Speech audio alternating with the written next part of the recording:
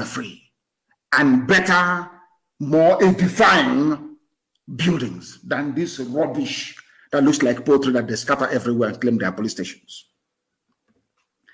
People may be shocked, that's what I'm saying. Before somebody calls you from US to lecture you about civility, and ask them, who is George Washington? Did George Washington not lead a revolution against the British? A bloody, violent revolution that made America great today. Because Obama may call some of you talking his rubbish the worst and the most useless black president in the history of the whole world. Talking his rubbish. Ask him, Obama, the freedoms you are enjoying in America, did it come about by writing letter or protesting? It came about via a bloody revolution by George Washington, Thomas Jefferson, Adams, and all the rest of them. In the USA, everybody wants US visa. Bloody. Let me even go back to England. I'm saying this for my Yoruba brothers and sisters. Why they must come out and make life unbearable for their own politicians as well, for all of us to be free. I'm asking every youth across the Middle Belt to rise up tonight. Don't go to the streets to be protesting. Destroy every government building that you can find. It's called a revolution. Before you start talking rubbish, you see England that colonized you. You see that Britain that colonized you. They too had their own bloody revolution, led by a man called Oliver Cromwell. I'm giving you history for free. Oh, are we going to go to France and ask them if there was a revolution there? Are we going to go to Russia? Are we going to go to even China that is dominating the whole? Some of you remember Chairman Mao? A revolution, bloody revolution. The entire corrupt political class were wiped out overnight. You're protesting on the highway, protesting against a government that is sponsoring the same bandits and murderers that are killing you. You think they will listen? Do you think they will listen? I'm asking all of you. The reason why they mention one Nigeria, just as they would like to mention, what's it called, 2023, is to deceive you. She's to deceive. As you're looking at 2023, am I going to come out to contest? Is my uncle going to be returned? Is my aunt going to go to House of Assembly? They are busy taking over your land and taking over your villages. We are the most intelligent people to come out of Africa.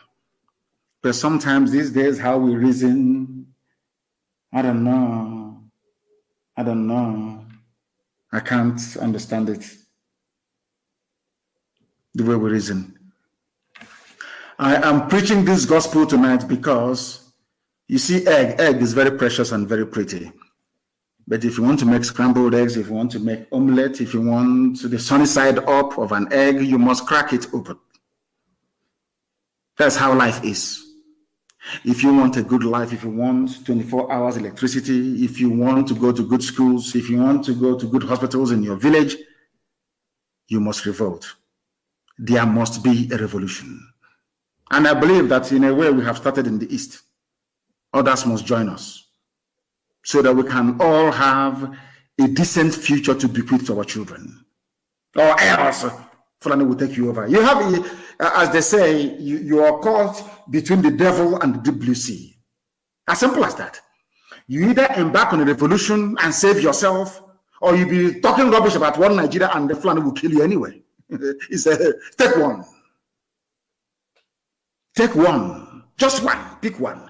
Do you want to be, dancing around your stupidity and Fulani will take your land as I have done now in Benue State?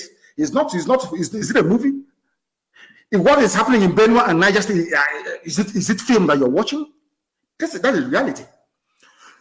That is going to be your portion unless you rise up tonight and destroy every government building around you. That shouldn't be any government, because with this government, the Fulanis are advancing. They are moving. They're in a hurry to finish this job before 2023. You must be out on the streets and destroy what is destroying you. Do you know why what is happening today in our land? Of course, we're checkmating them.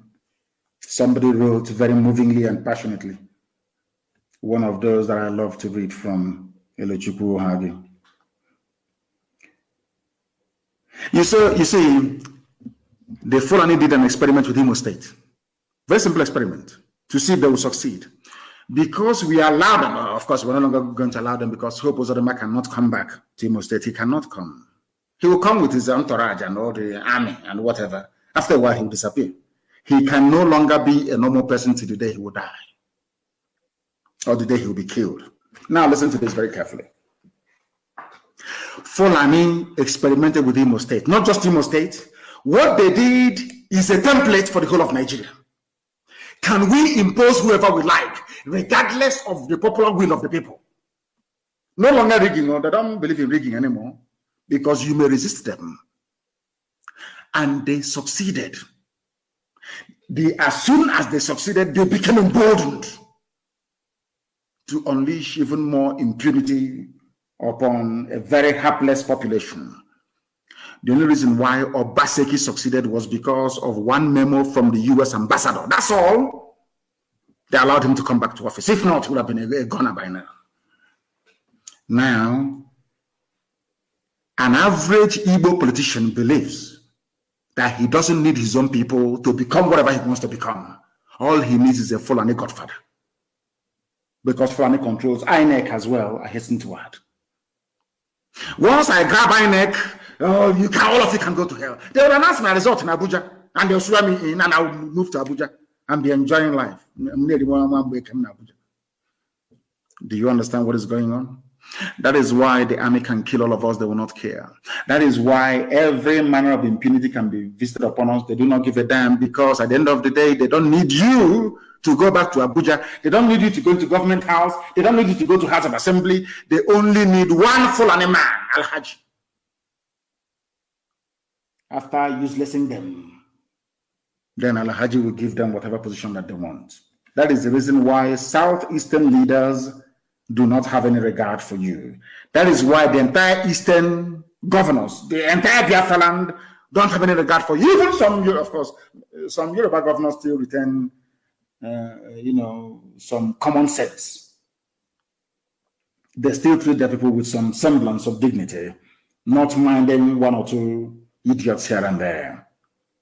Our people, those you call your politicians, even Ohanese, they gave us Ohanese. Mietiala gave you Ohanese President General.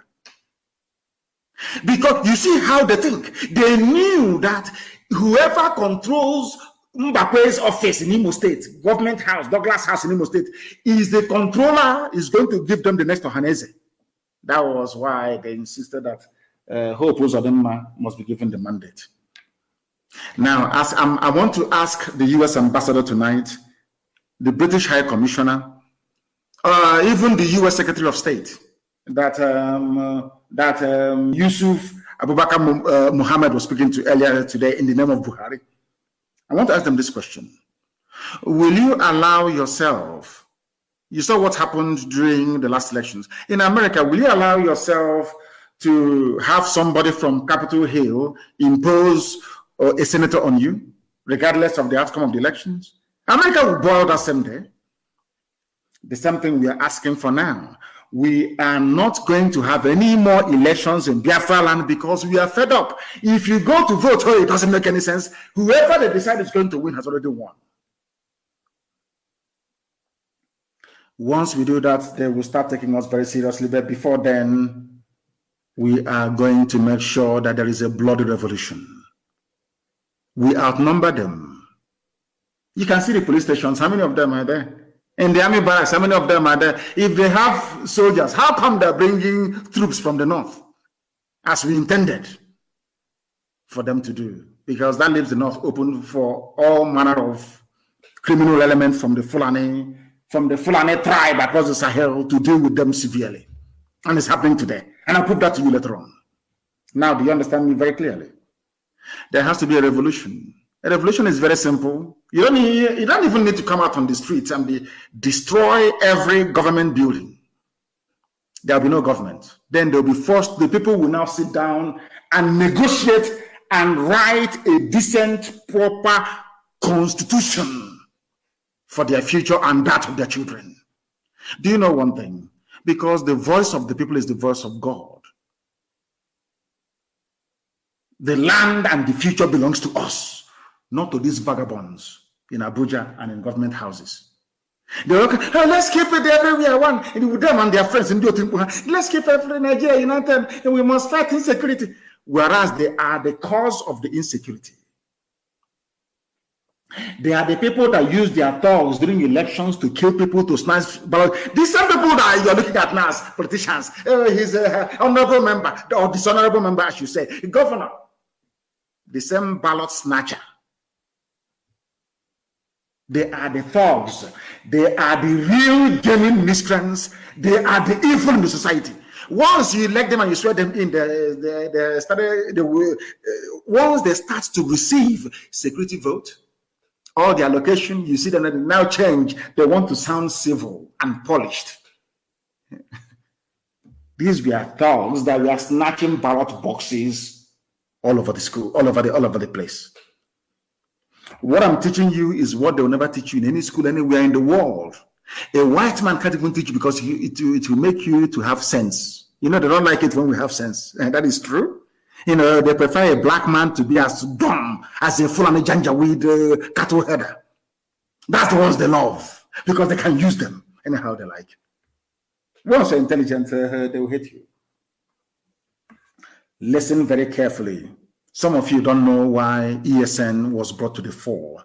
Some of you don't even know why they formed the Ebube. You have no idea. Ask you see, when I say things, go back and ponder and reflect. The governors that you have, they behave exactly like Nigeria Army, Nigeria DSS, Nigeria Police. When the people are in danger, when their lives are being threatened, they won't say anything. Any day you rise up to defend yourself, they start jumping up and down all over the place. That's what happened with the bag rubbish. They were there all over the years, they did nothing. I wrote to them personally. I wrote to all these people personally. I personally wrote to them to say, please float a security network to guard our land. They said no.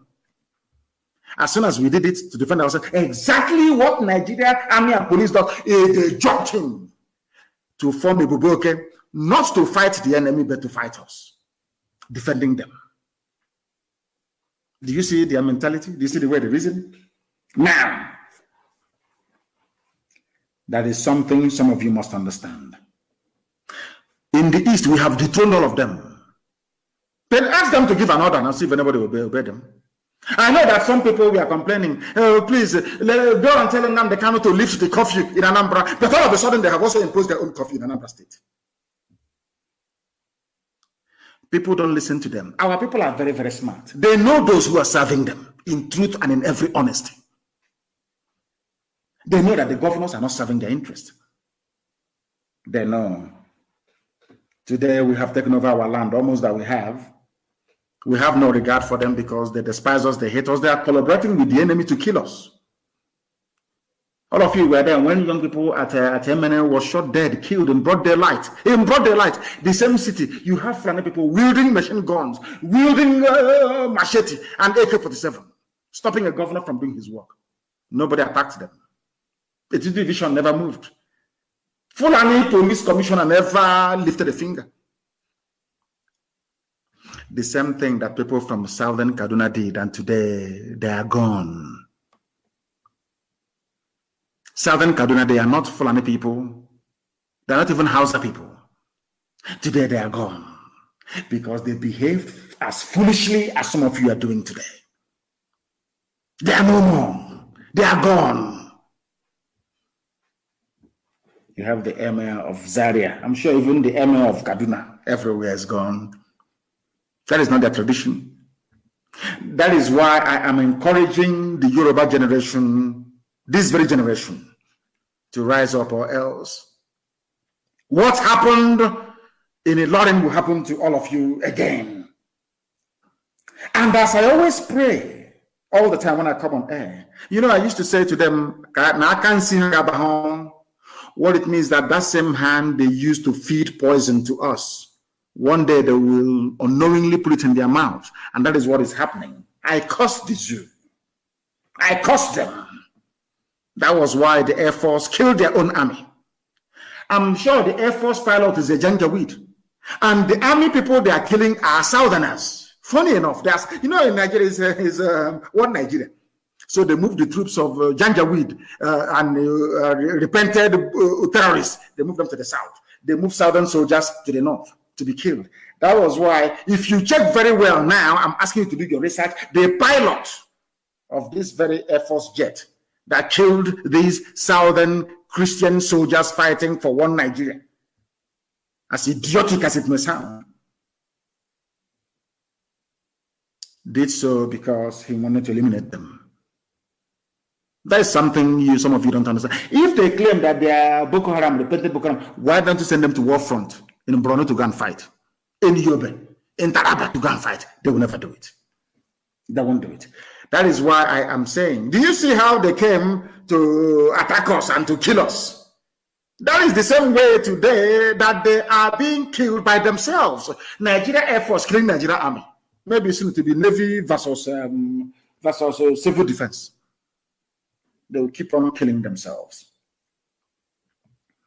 And I told you before, I told our people not to panic. And I want the governments of the world to understand what is happening in Nigeria, and that, as I said earlier, there is a method to our madness. Our madness has a method. For those who are joining us, the time now is just a minute past 8 p.m. in the land of Biafra. If you check your time now, it's 1 minute past the hour. So that goes to show that we are live and we are direct and do. All of you, the whole world, of course, is listening. Listen to this very, very carefully. 30 Nigerian soldiers killed in Minok as Boko Haram sacks military base in Borno State. Boko Haram that they created, the sack military base in Borno, kill, how many soldiers died? 30 Nigerian soldiers. I'm sure when you see this headline, you're an American, you say, oh, this Boko Haram, they kidnapped some girls. We must go and fight them. No, not at all. Before you come to fight Boko Haram, ask yourself, who created Boko Haram and for what purpose? The same people asking you to come are the people that created it. And as I said to Nigeria, to the military high command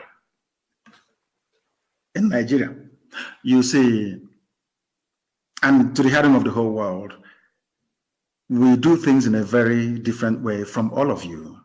We know that you're very stupid. You are fallen, you're Janjaweed, you're hopeless. You will come down to the south. You will hear Biafra, you hear IPOB, you hear Nnamdi Kanu, and your blood will rush to your brain. And you come to the south. And as you're moving your so-called regular troops to the south to come and fight IPOB that are unarmed, the real guys are dealing with you in the north. That is why today there was nobody to defend your military base in Borno, in Minok. They killed 30 of you. You see how foolish you are. We know what we are doing. By the time you come to the east, you're going to die there, mind you. And as you're dying already, you will die there. By the time you go back to the north, as the Hausas discovered, as the Gwari people discovered, you have no village anymore. Somebody from Timbuktu is now in your father's compound. That's my plan. To draw you to the east, where you're going to die anyway. To allow your lands in the north to be ravaged by the very worst that man can produce in Fulani. You don't know what you're in for. You think you're going to save the zoo? America will save you. America did not stay in Somalia. America could not defeat the Vietnamese. Are you aware of that? You're calling America, you're in Asarok. Let's call America, please. America, come and help us. After all, no, they went to Halliburton because Halliburton has concession. Texaco has concession.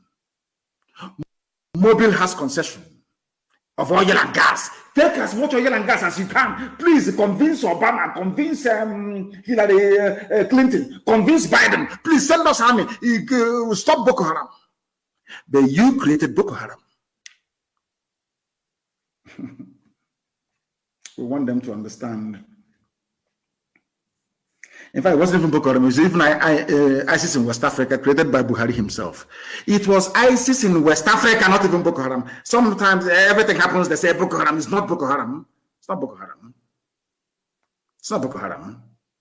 It's not Boko Haram.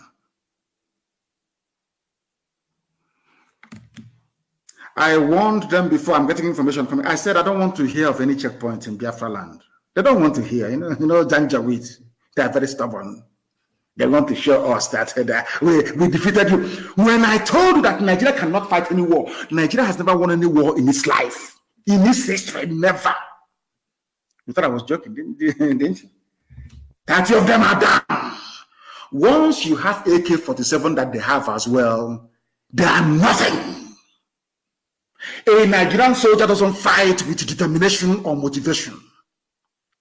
And no regular army in the history of the world, if you like, ask Britain, has ever defeated an army of volunteers. You cannot.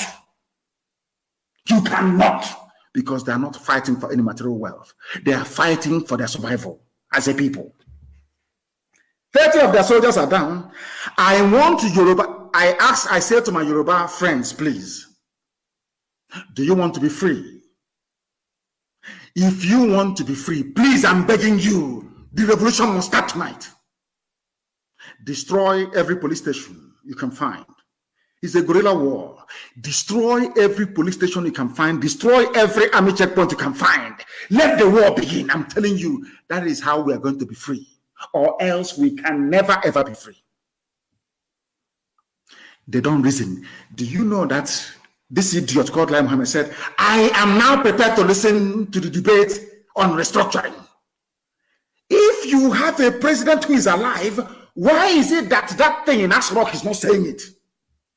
Why?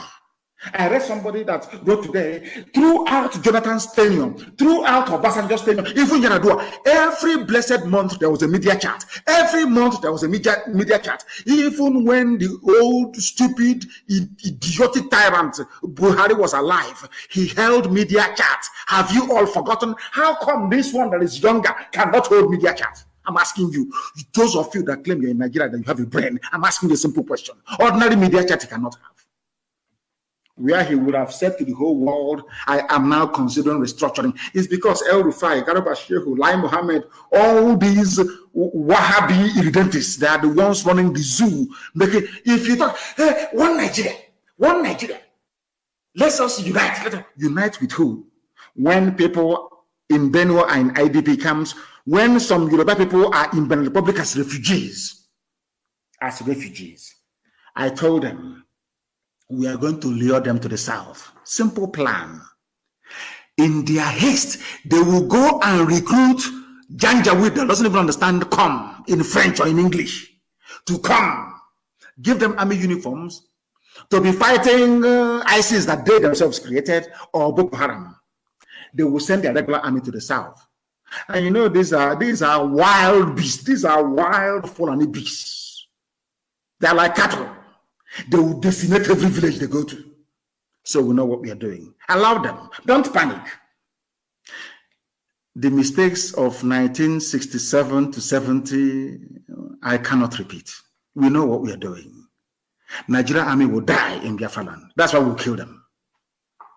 In our own land, our own territory. We are going to use their blood to assuage the land of our ancestors, where they killed 5 million of us. That nobody wants to talk about. When I look at all these idiots yapping their rubbish, writing rubbish every blessed day, I feel sorry for them. They don't know who we are. You see this generation now talking about Biafra. They are demonic. I'm telling you the truth. I'm sure some of them heard what the consul was saying. If I give the order today that I want Asorok to be destroyed, to be destroyed. A single order from me. If I say I want Asorok burnt down, we burn it down. That is why I am warning everybody living in the north. If you're there at your own risk. Let's say I'm an Igbo man, I'm an Igbo girl, I'm in Katangora, I'm here. That is your business. Because your death is coming. There is nothing that I've said that has never come to pass. Your death is coming. It's only a matter of time. You are going to die in the north. You will die there. They will kill you there. And nobody will talk about you. Mind you, you're a Biafran. CNN won't talk. I'm telling you now, you better relocate and go back home. As they are coming to our land, the terrorists are killing them in the north. Very simple arithmetic. It's not difficult. It is not simultaneous equation, but it's an equation all the same. Come to the south, terrorists will take over your land in the north. Very simple. The zoo has gone. Anybody talking about restructuring or sovereign national conference, you are on your own. No restructuring of rubbish. We are going to deal with Hope Uzodinma. Any village that receives Hope Uzodinma in his capacity as the administrator of Imo State, that village is gone. Any village, if I went to Mamo, that there is a village Hope Uzodinma went there to go and commission borehole, to go and open, I don't know what it is, a health center, 2x2 room. That village is gone. That town is gone. Hope Uzodinma was not elected by the people. Let him govern Imo State from Abuja or from wherever he's hiding. From wherever he is. Any village, God is my witness, this Elohim to go carry my worship. Any village that accepts Hope Uzodinma to go to that very place, they will see madness, beyond madness. If you doubt us, ask the zoo how they're feeling. Hope Uzodinma cannot go to it. You see that he can come from the airport. If we find him with when rent the government house, the signed contract, he remit money abroad and run away. That's all he can do. Any village, any village in Imo State, any traditional ruler, any local government chairman, invite Hope Uzodinma to your village. Invite him to your village.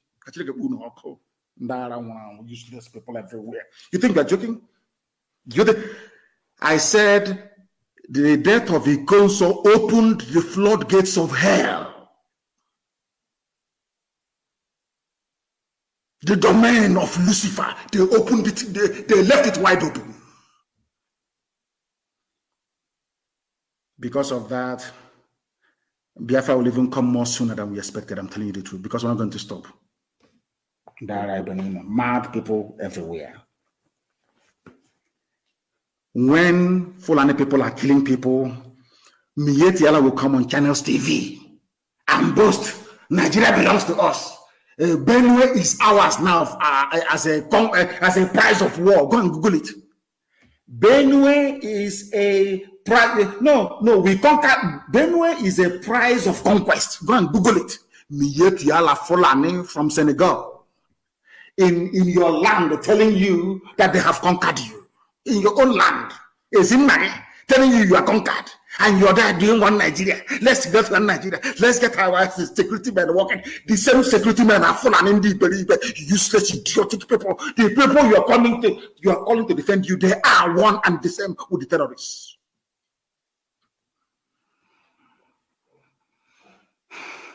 Somebody saying, I'm not aware that President Buhari is aware of Nigeria's security because there is no Buhari, you idiots. There is no Buhari.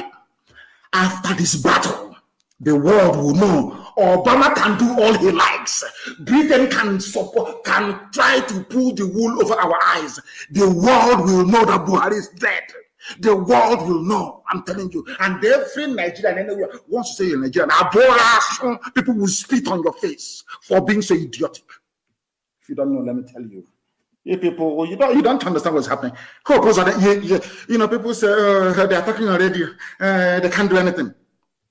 Come out after 12 now. Now, if you want to know if we cannot do anything, we are talkatives on radio. Invite Hope Uzodinma to your village. That's all I'm asking. It's a simple mobile experiment, a small one. Invite Hope. Let me read that Hope Uzodinma went to this village. Then you hear what will happen to you. If you think we are joking, you kill Ikonso and you're moving up and down, you think you can be traveling all over the place? No. Nigeria Broadcasting Corporation sanctioned Channels TV because of a common telephone call that they placed to the spokesperson, not spokesperson, media and publicity secretary of IPOB. That's all, to put the record straight. that this man was killed in his father's compound, not in any shootout, not in any, what's it called, ESN camp. But you see, all Fulani newspapers, Daily Trust, Premium Times, so Fulani Janjaweed papers, writing rubbish. He was killed in a shootout. He was killed in a shootout. They placed, I don't know what touch channels, maybe what I've been saying, they have now started to receive this very gospel in truth and in every honesty. Somebody from Channels Television called our media and publicity secretary and asked him what actually happened. As soon as Powerful told them the truth, all hell broke loose. They banned Channels. Nobody is sanctioning. Oh, God, Fulani. I don't blame them. I blame some of you fools calling yourselves Nigerians. I'm a Nigerian. We Nigerians. I wish Janjaweed, the one, you know, their viciousness depends on where they come from. The ones from Mali are more vicious. Near Timbuktu, they are more vicious. May that very vengeful, uneducated, illiterate, blood-sucking cow, you know, they drink cow milk. The one that sleeps, may a Fulani Janjaweed, a terrorist, bandit sleeping with cattle, locate your village. Not an ordinary one. I don't want ordinary one to find you. If you open your useless thinking mouth to say you're a Nigerian, I want the Fulani that sleeps with Nama. They have sex with Nama, you know that? With their cow. I want, that is the one that when they slaughter you, they have no mercy. Because the love of their life is their cattle. I shot you. You know, they give them names. It's a cow, isn't the cow that they sleep with.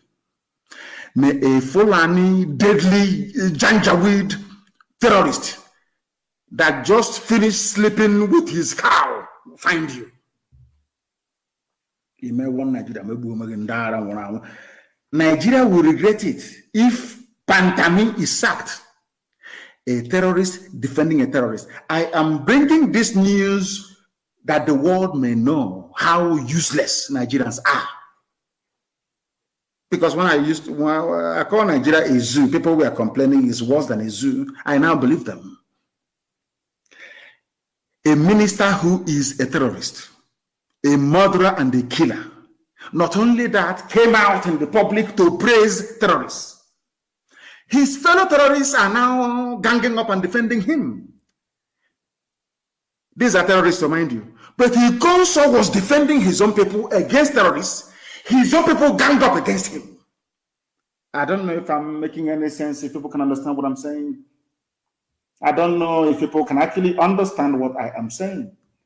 Somebody who was defending his own people against Fulani terrorists, his own people killed him. Hope Uzodinma and George Obiozo killed the consul, conspired with APC politicians to call army and police to kill him. Do you understand me? Whereas the people who are the killers themselves, they are in a cozy club of Fulani brotherhood, defending each other. That this idiot, this thinking, smelly rat that thinks himself Arabian is now saying that Nigeria will regret it. Nigeria will regret it. It's a threat. If you sack Pantami, he will now go and assemble his own brigade of terrorists, of Fulani terrorists, to terrorize the state. He's telling you in the open, you will regret it if you sack a terrorist who is in government. These are the people that the United States Secretary of State is talking to. Is that what you're telling me? These are the people that these fools, oh my God, in heaven. Oh dear. I hope they can learn something, these so-called Igbo governors. I hope you can learn something from these people, how they defend each other. They are defending a killer and a murderer. But you people are busy persecuting those who are asking for referendum. Are you not ashamed of yourselves? Are you, all of you, are you not ashamed of yourselves?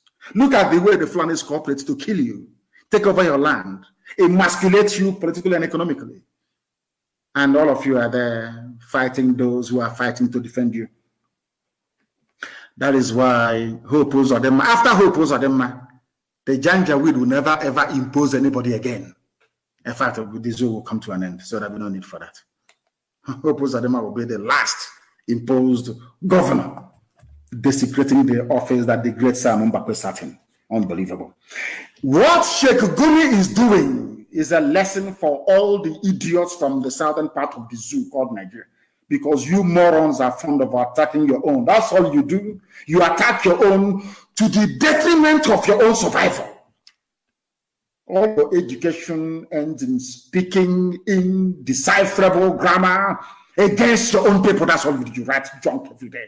Can you all see how the foreigners are firing on all cylinders when it comes to the defense of their own people and their interest? Can't you see it?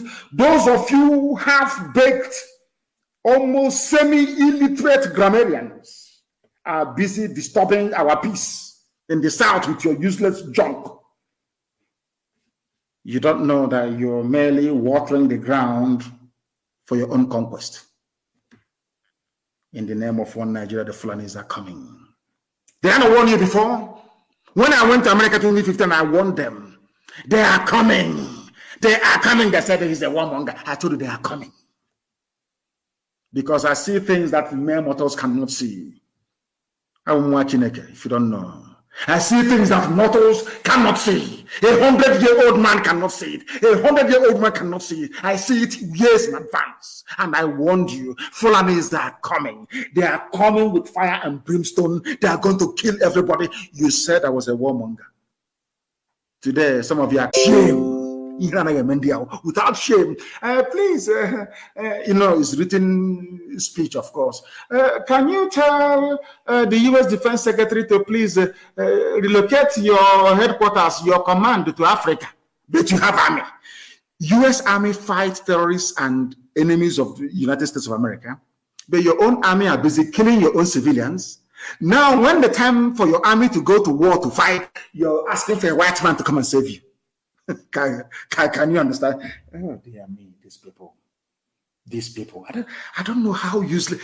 Hey, black people, is it? Who did this to you people? I keep asking this question. Black people from Africa, is it who did this? Who did this to you people? Who? They are begging them. Please relocate to Africa. Ekwemadi is saying federal government is right to seek foreign help. Okay, but when it comes to killing unarmed protesters, you don't seek foreign help, yes? When it comes to killing IPOB, killing Shia, killing NSAS protesters, no need for foreign help. Your army is there to do that one. Now you're bringing, okay, when America comes, your so-called Nigeria army will be busy killing civilians and America will be busy fighting Boko Haram and insurgency. Is that what you think? Americans, they're not that stupid. If they attempt to come into any part of the zoo, what happened to them in Somalia will happen to them again. Go and read the history. Go and read the history of America's intervention in Somalia. Then you will know. Foolish people. You people, you lose money, you bank it abroad. You health care, you travel abroad. Your children schooling abroad. I help also to keep you in power, to keep you looting. It's coming from abroad. This is confirmation that Nigeria has never and can never win any war on its own. That is why I am telling Biafrans to be very strong. Support the direction we are going. They don't have any army to fight. All they have are terrorists. They have no army to fight. In 1967 to 1970, Britain fought for them. Egyptians fought for them. Russians were even their instructors. They got all the Islamic people across the Sahel to fight for them. One-on-one between Biafrans and the Fulani Janjaweed, we would defeat them within 2 days. 48 hours, they are dead, they are gone. We'll be in the Sultan's palace in Sokoto.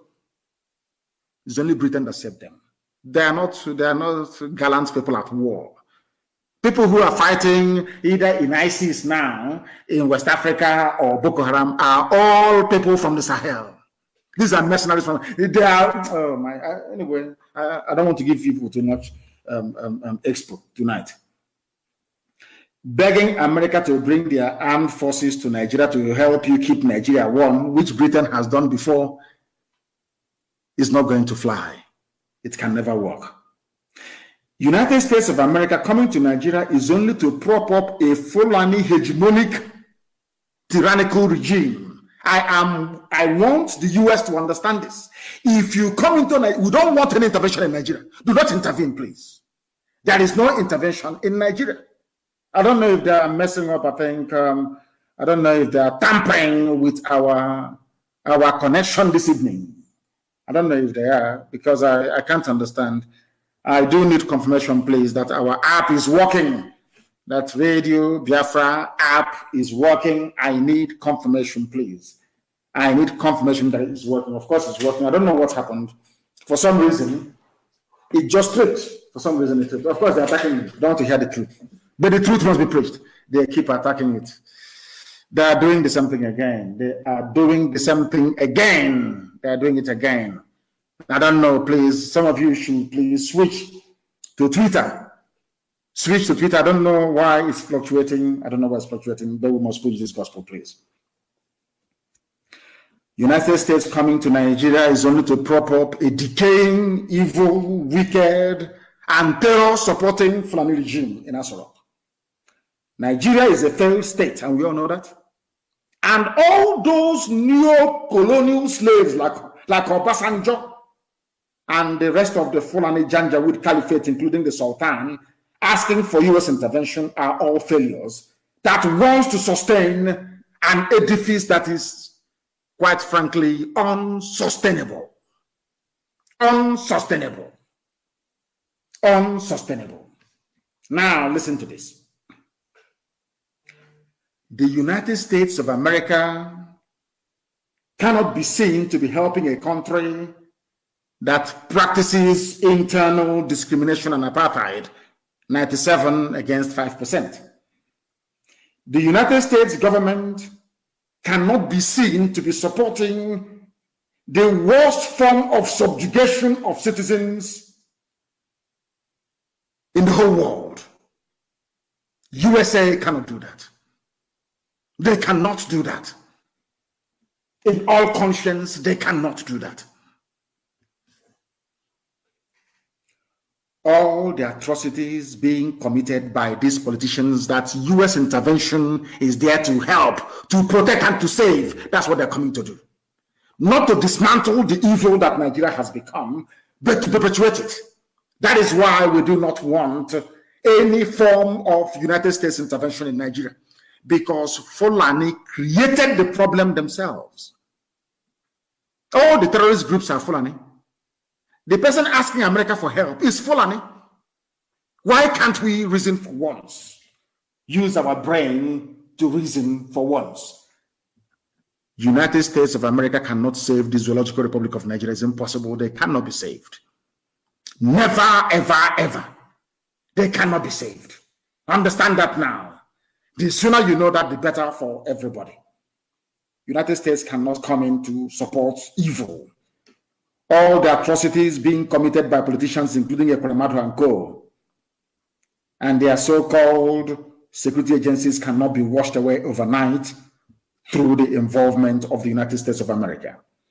Before coming to Nigeria to help them, the USA must understand that they are coming to defend a Fulani empire from inevitable collapse. The US must first investigate. If America has to intervene, America, please investigate. Who started Boko Haram?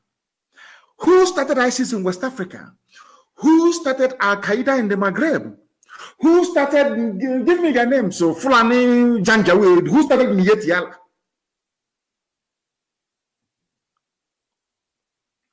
Who started all the entire Fulani terror groups that you have today?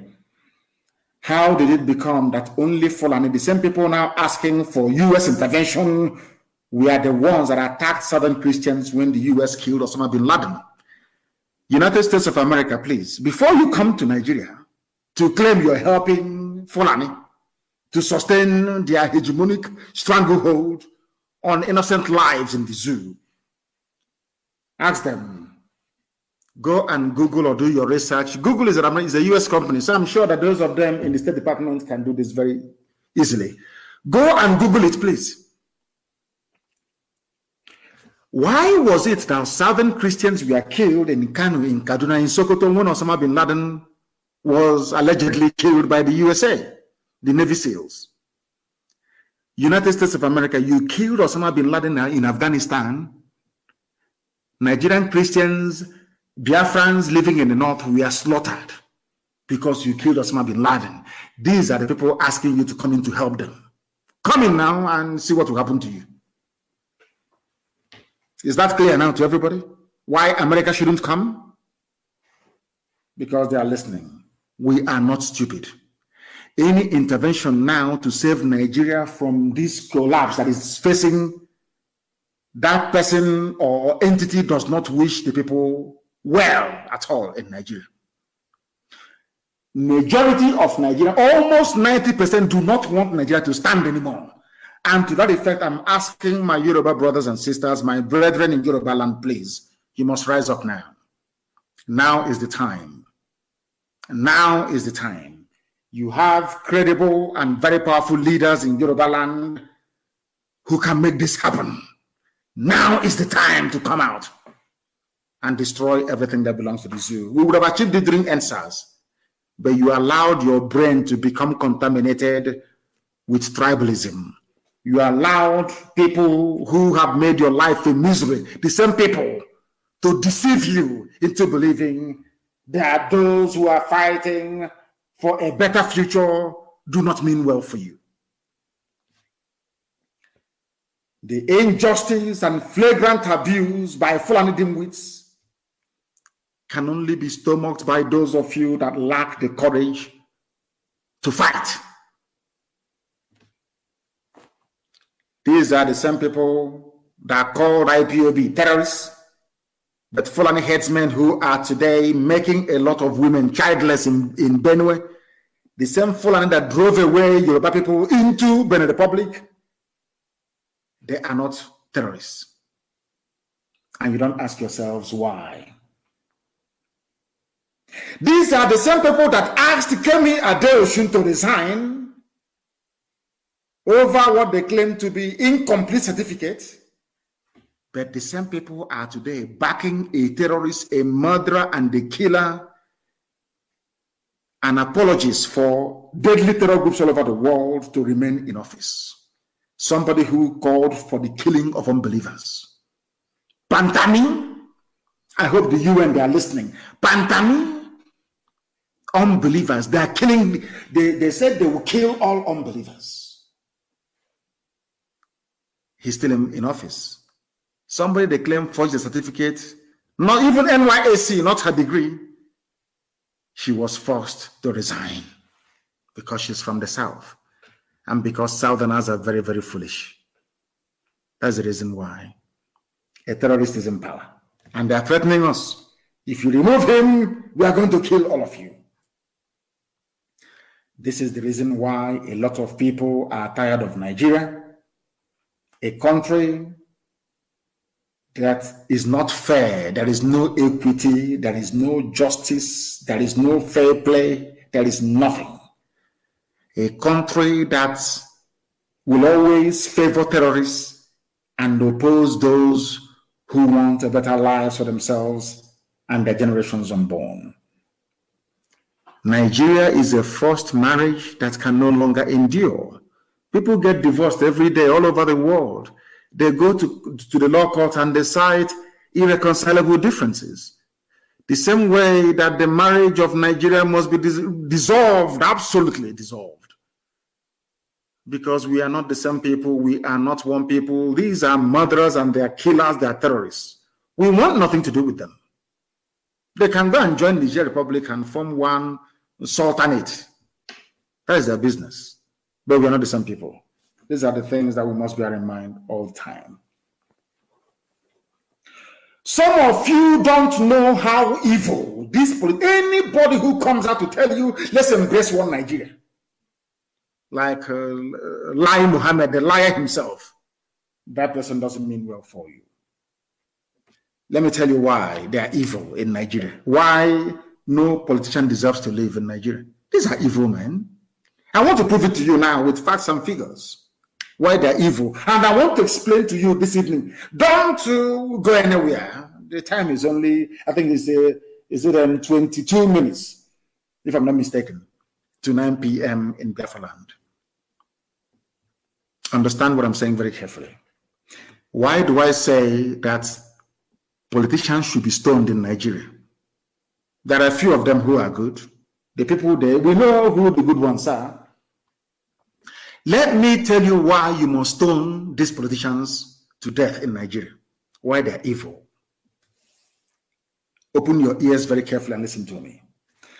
Is there unemployment in Nigeria? Of course, there is no employment. People are unemployed. People are suffering every blessed day. Yet those that claim they love you shut down the only available means of employment for their graduates. Understand this very carefully. Those politicians asking you to embrace one Nigeria, I want to now let you understand how much they hate you. An ordinary graduate in Nigeria. I want you to understand how much hatred they have for you. Some of you may be asking, better how? How is it possible? Why? Let me explain it to you in very simple English. With soaring unemployment in Nigeria, these evil people that you idiotically call politicians, these evil souls that Lucifer dwells in, that claim they love you by shouting one Nigeria, they shut down your means of employment only to go to another man's country to increase their own employment.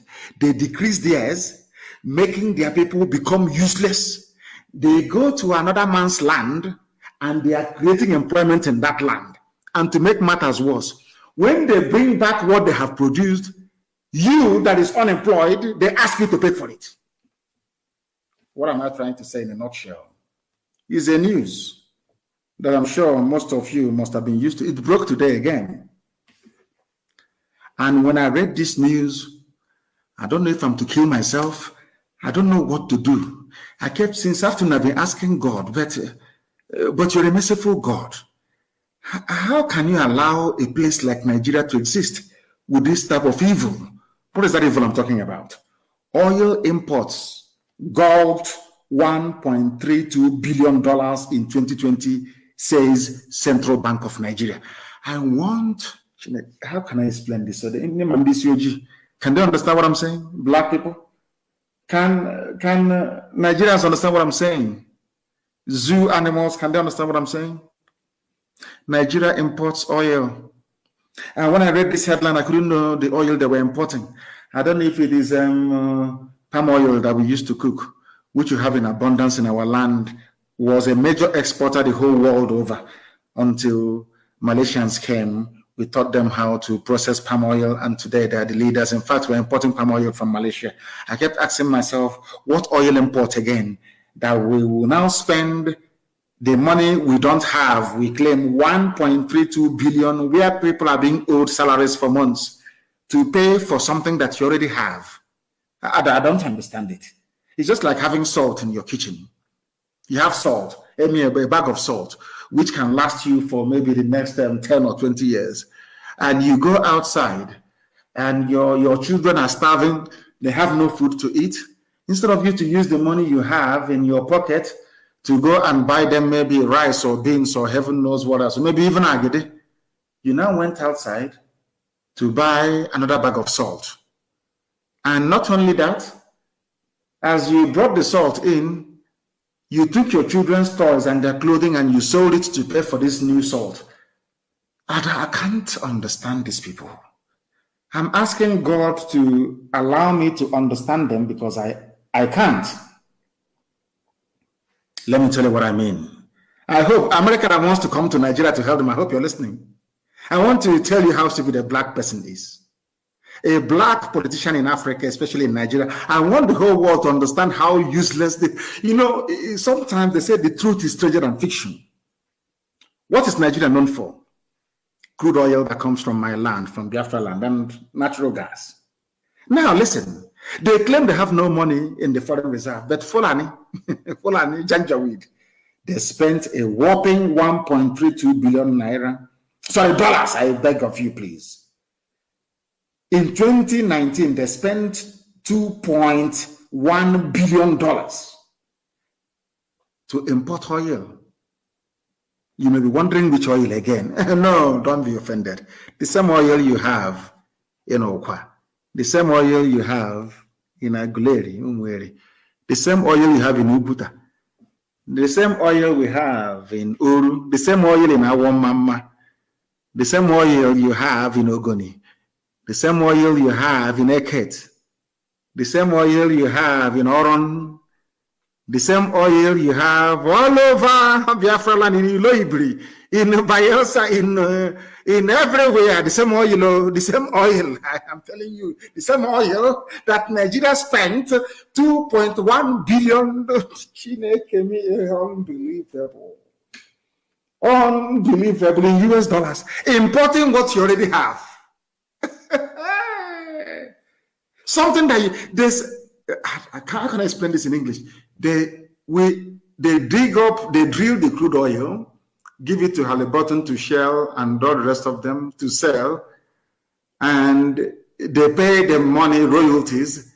They use the same royalties to go to Shell and to Mobil to buy back the same oil, and now they tax us on VAT on alcohol that we consume in the South and on other items of clothing.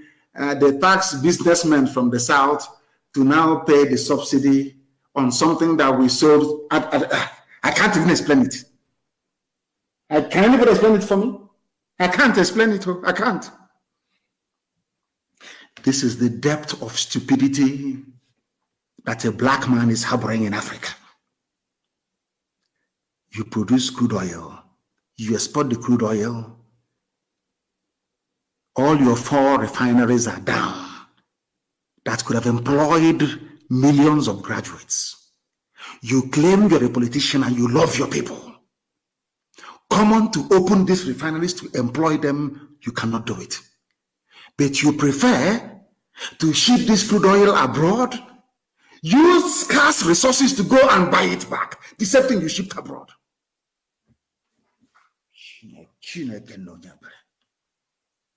Lord have mercy. Are you sure? I don't want, if you have a white friend listening, please make an excuse and send him or her away. I want to ask you a question for only black people. Are you sure we're okay? Blacks, are you sure we are normal? Because I don't think so. I do not think so. Your refineries are open.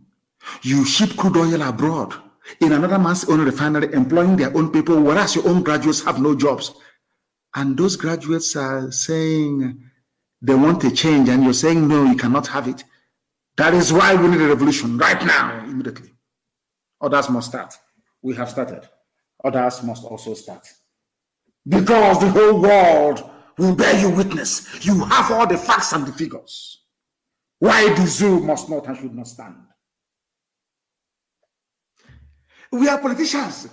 Constituency, one dug a 10-meter well as constituency project. Do you understand that? Constituency project. Well, the same idiot is benefiting from impoverishing his own people by voting to move crude oil abroad, the refinery in Iguacha, refinery in One, refinery in Warri, refinery in Kaduna. None of them is working.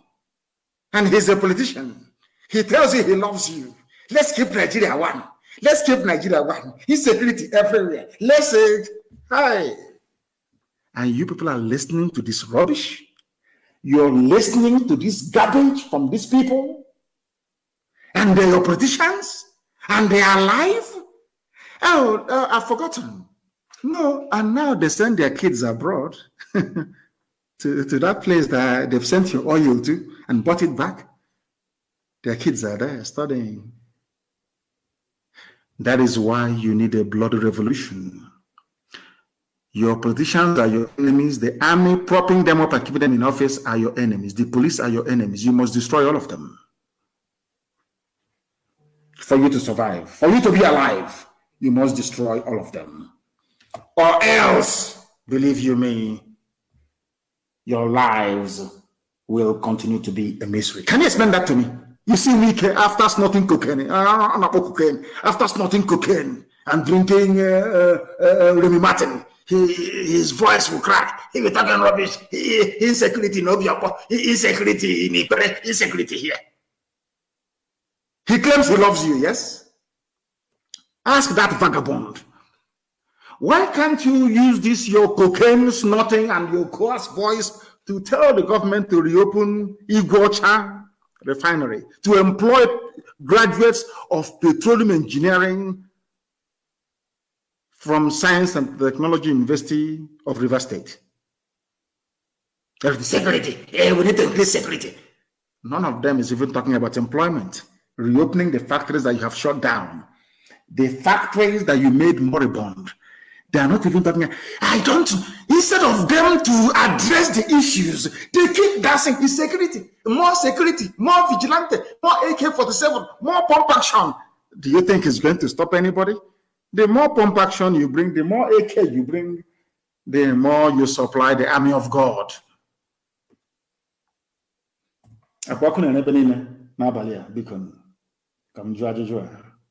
There's fire everywhere. See, Konso, where he is now, he's looking and he's enjoying the view. Nigeria will remember who Konso is. The whole world will.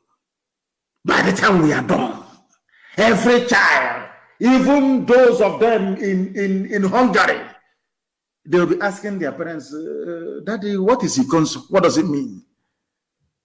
Then their parents will tell them it is the Holy Grail. The Holy Grail. If you don't know, let me tell you. The Holy Grail. The chalice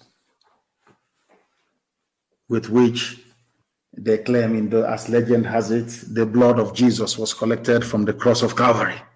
That's the man's name, Ikonso. The Holy Chalice. The Holy Grail itself. That's the man you killed. You have murdered sleep. You don't know that before? After this, every ESN commander will sleep in their house. After this episode, if you see an IPOB or a commander and you buy the person chocolate. I know there's no chocolate. You go and look for chocolate to buy the person. Now you will understand. We'll bury him with 2,000 heads. On here, Jelly Consort. 2,000 heads. Upper Benin is only 100. We'll bury him with 2,000 heads. Consort. If you don't know, now you know. Usually, one Nigeria. All of you are there idiotically. Bring your BVN. All of you will queue up in the sun.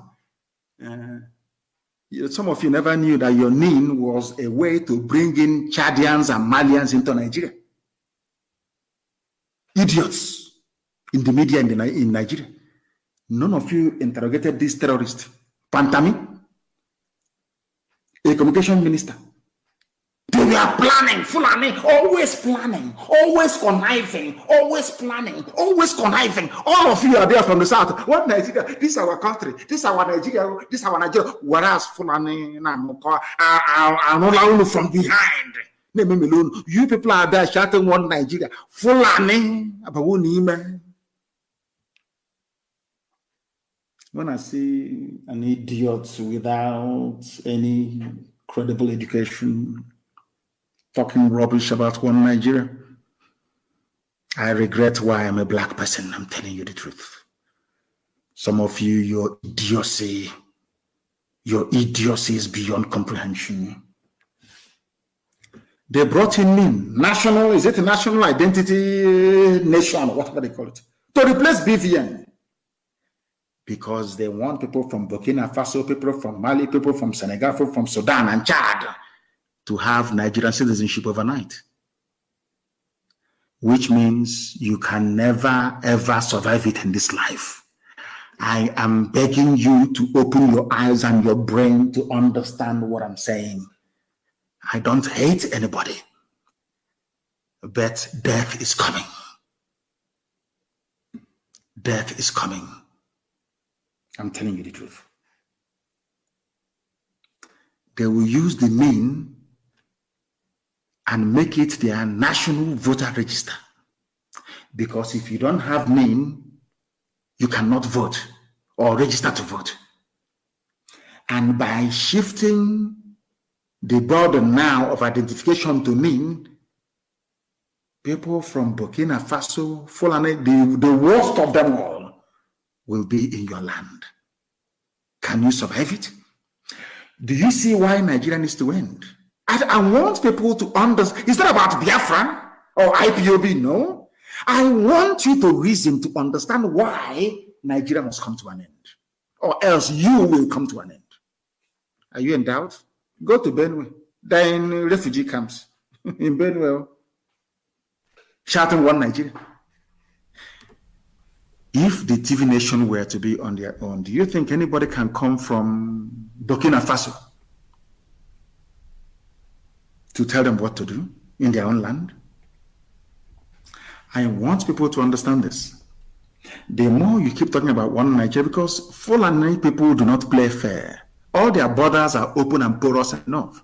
And I'm asking our people, Ambazonia and our Yoruba brethren, to also open our borders.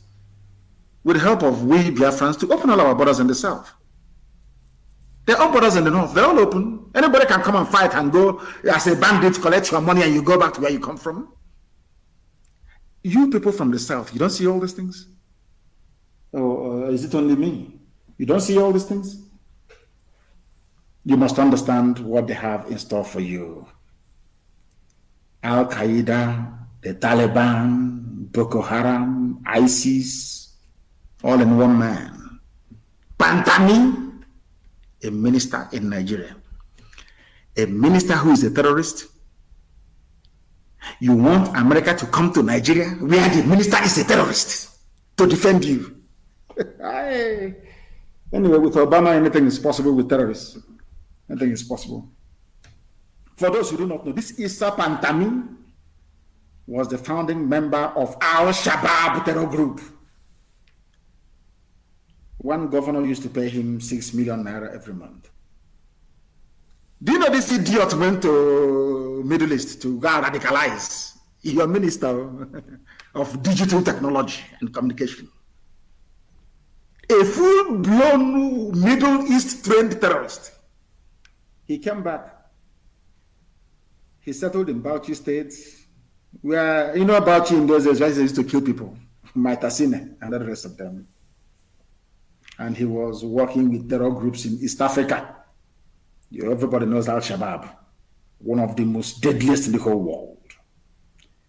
They recruited very heavily and preached a more violent-based gospel. They were in Bauchi between 2009 and 2011. Even the elite, well, if actually Janjaweed can be an elite, but let's give it that to them. Even those who are in government, so to speak, in Bauchi State supported them. Bauchi State used to give this idiot 6 million naira every month so that he can take his preaching somewhere else. This is I'm talking about the Minister of Communication and Digital Technology in Nigeria. That the US wants to go and help. So every movement of US troops in Nigeria will be discussed, of course, at the cabinet level, isn't it? And this terrorist will be there, downloading all his, after all, he's the digital minister, download all the information, and the next few minutes, Al-Shabaab, Al-Qaeda, everybody will have it. The operational strategy and strength of US troops in Africa will be made known to terror groups all over Africa. Zoological Republic, the only place in the world where such nonsense obtains. Al-Shabaab has killed over 4,200 people in East Africa. They did so in 2016 alone. Nobody knows how many have killed now. According to counter-terrorism experts, they are the deadliest of them all. And that's where Pantami belongs. And UN is there, doing playing UN. One love. Oh, dear me. I warned all of you that they were coming. I told you that Fulani would take over the government. They will plant their own people. I warned you. I warned you. I warned you. But they used Premium Times, they used the Daily Trust, they used Punch newspaper, they used Channels TV, they used all these papers in the zoo to tell you that I was a madman. Hey, forget him. He's a rabble rouser. He wants money. He wants fame. He wants recognition, all that rubbish. Today, they are killing you and beheading you. Today, you are a refugee. IDP, I should say. Let me glorify you by calling you IDP. An internally displaced person in your own land. Because you did not listen to me. People should interpret for our white friends who are listening and people who do not understand the Igbo language. Heaven gives me this gospel to preach, and I must preach it to the living. That's my job, and that is why Biafra will come, because I'm doing the will of my Father. God Almighty in heaven, I warned you. And they keep blaming Boko Haram for everything. It's Boko Haram. Boko Haram. But Boko Haram never, ever for one day announced that they were expanding their territories. They've always been campaigning for referendum in and around Borno to establish their own caliphate. Something they're within their rights to do is for the government to say, okay, let's go to the polls. And the government will now campaign for a no vote, isn't it? They said no, instead they killed Mohammed Yusuf. And as they said, the rest is history. They have killed Igonso. In a few months' time, it will also be history. That thing they want, we shall give to them 1,000-fold. I want to tell the Fulani terrorists in the Nigerian army that you are not soldiers, you are not brave enough. Do you know about the leopard? Do you know why leopard, Agho, is revered in Igbo land? Do you know why Agho is revered in Igbo land more than Odum? Do you know Odum is like?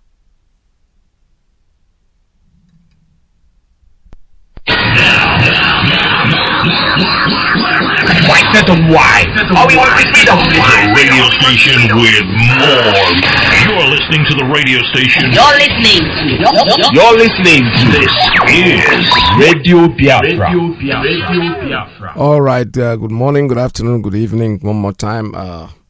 We're listening to the last broadcast of our leader yesterday's broadcast that came up. It was kind of an emergency broadcast that he did for us, and I hope you are all listening. I've been up here making sure that the program plays to the end as much as we can go so that we can talk about it, we can discuss the issues that concerns us. This has to concern really the America where I live, where I'm resident, where I'm a citizen. And most of us are going to make sure that we try as much as possible to call the State Department and to warn them, actually. I'm going to sort out that number and I'm going to put it on air later on the program, to warn them that the person that was talking to the Secretary of State was not Buhari. Buhari is dead. They are faking, and these people are exposing our country, United States of America, to danger. The terrorist government is calling you somebody. Already they started by lying because the person there is not Muhammadu Buhari. Buhari is dead. These are informations Americans can find out with simple, just snap of a finger. Anyway, I think they already know. Believe me sincerely. America cannot be fooled. This country is different, to be honest with you. They can keep quiet at pretending as if they don't know what's going on, but they do. When the time comes, when the time is ripe, they will come out and tell you the truth and tell you exactly the way it is. The former president, Obama, tried one way or the other to say it, but people actually misunderstood him when he said he doesn't want to see any lifeless person here. And people are saying, oh, he's a racist. He's not a racist. He's just somebody who knows, he gets things, and the way he presents it might not be very palatable, but you know something? He always gets an answer. Barack Obama, I told you, the first time I voted for him, the second time I did not. I did not because I just started saying something I didn't understand, honestly. Something made me not to go to that polls. I didn't vote for anybody at that time. I just stayed away. So what we are saying is that, and the fear actually is that we don't expect Joe Biden to fall a victim to Barack Obama. Obama had been here. He didn't do much, so he should just buzz off and let Biden do his job. The man that called you, a call from the secretary as the president, is not the president of Nigeria. Then the president of Nigeria died. He's a dead man. You can find out that. It's very easy for America to find out. They have the CIA. They have the people, FBI. They can go around and check it out. He died in London. There's no doubt about it. That person there is not. If he is, America can always find out. You don't want to talk on the phone. That's nonsense. You see, the terrorist government is operating in Nigeria, and we know that. And we have gotten our ESN to help us out. They killed one of our commanders shamefully, because this man wasn't at war with anybody. He was only there to defend his own people. They killed him in his father's house. The way cowards behave. But you know something? There's no way they can stop what we're doing. Revolution, that's what we're talking about. It's already started in the southeast. We're talking about our brothers in Yoruba land. Get up. Don't give up. Follow Sunday Igboho. Follow him, bumper to bumper. Make sure that you support everything he's doing. Believe me sincerely. The opportunity was missed, when they had the Lekki, NSAS thing that you just gave up. You don't start something and stop, because the Fulanis you are dealing with are animals that they don't even think. And for our so-called representatives, our so-called governors, you people are just done. We are done with you. It's a matter of time before we put all of you in the trash can. That's where you belong, because you're not leading anybody and you know it. If you think you're leading somebody, give the order and let's see what happens. Iyke is throwing curfew left, right, and center. He's protecting himself. He's not protecting the Rivers people. He's afraid. Our leader very described his voice. His cracky voice, and he's talking tough. Punching her on him. Then what are the things? He can talk as if he's a mad person. We know very well that he is a nobody. He has given his instructions. The state curfew from these people are criminalizing people that are killing. According to him, people that are coming to River State to kill come from Abia State. They come from Akwa Ibom. He described all this. But you know something? As in if any simpi, Igbo man say ihe simpi si no na. It's not the point that you're wasting your time. When the time comes, you'll be tried. You can't hide. You can sleep from one barracks to the other, sleep outside your home today and tomorrow. Doesn't make any difference. We'll eventually get you. Lo and behold, our ESN is there, and they are doing what they have to do. All right, so what I'm going to do right now is in a few minutes, I will open up the lines for you, and let's discuss what our leader spoke about. Don't deviate from that. You can add a few things, but I want you to focus on the broadcast I just made. It's very, very important that we talk about it, because there are so many information, there are so many things that he told us that we have to remember. When you're calling, make sure you tell me something that he said that you really, really, really agree with. This is what I'm saying. All right, we'll be back again in a few minutes. Take a call. Thank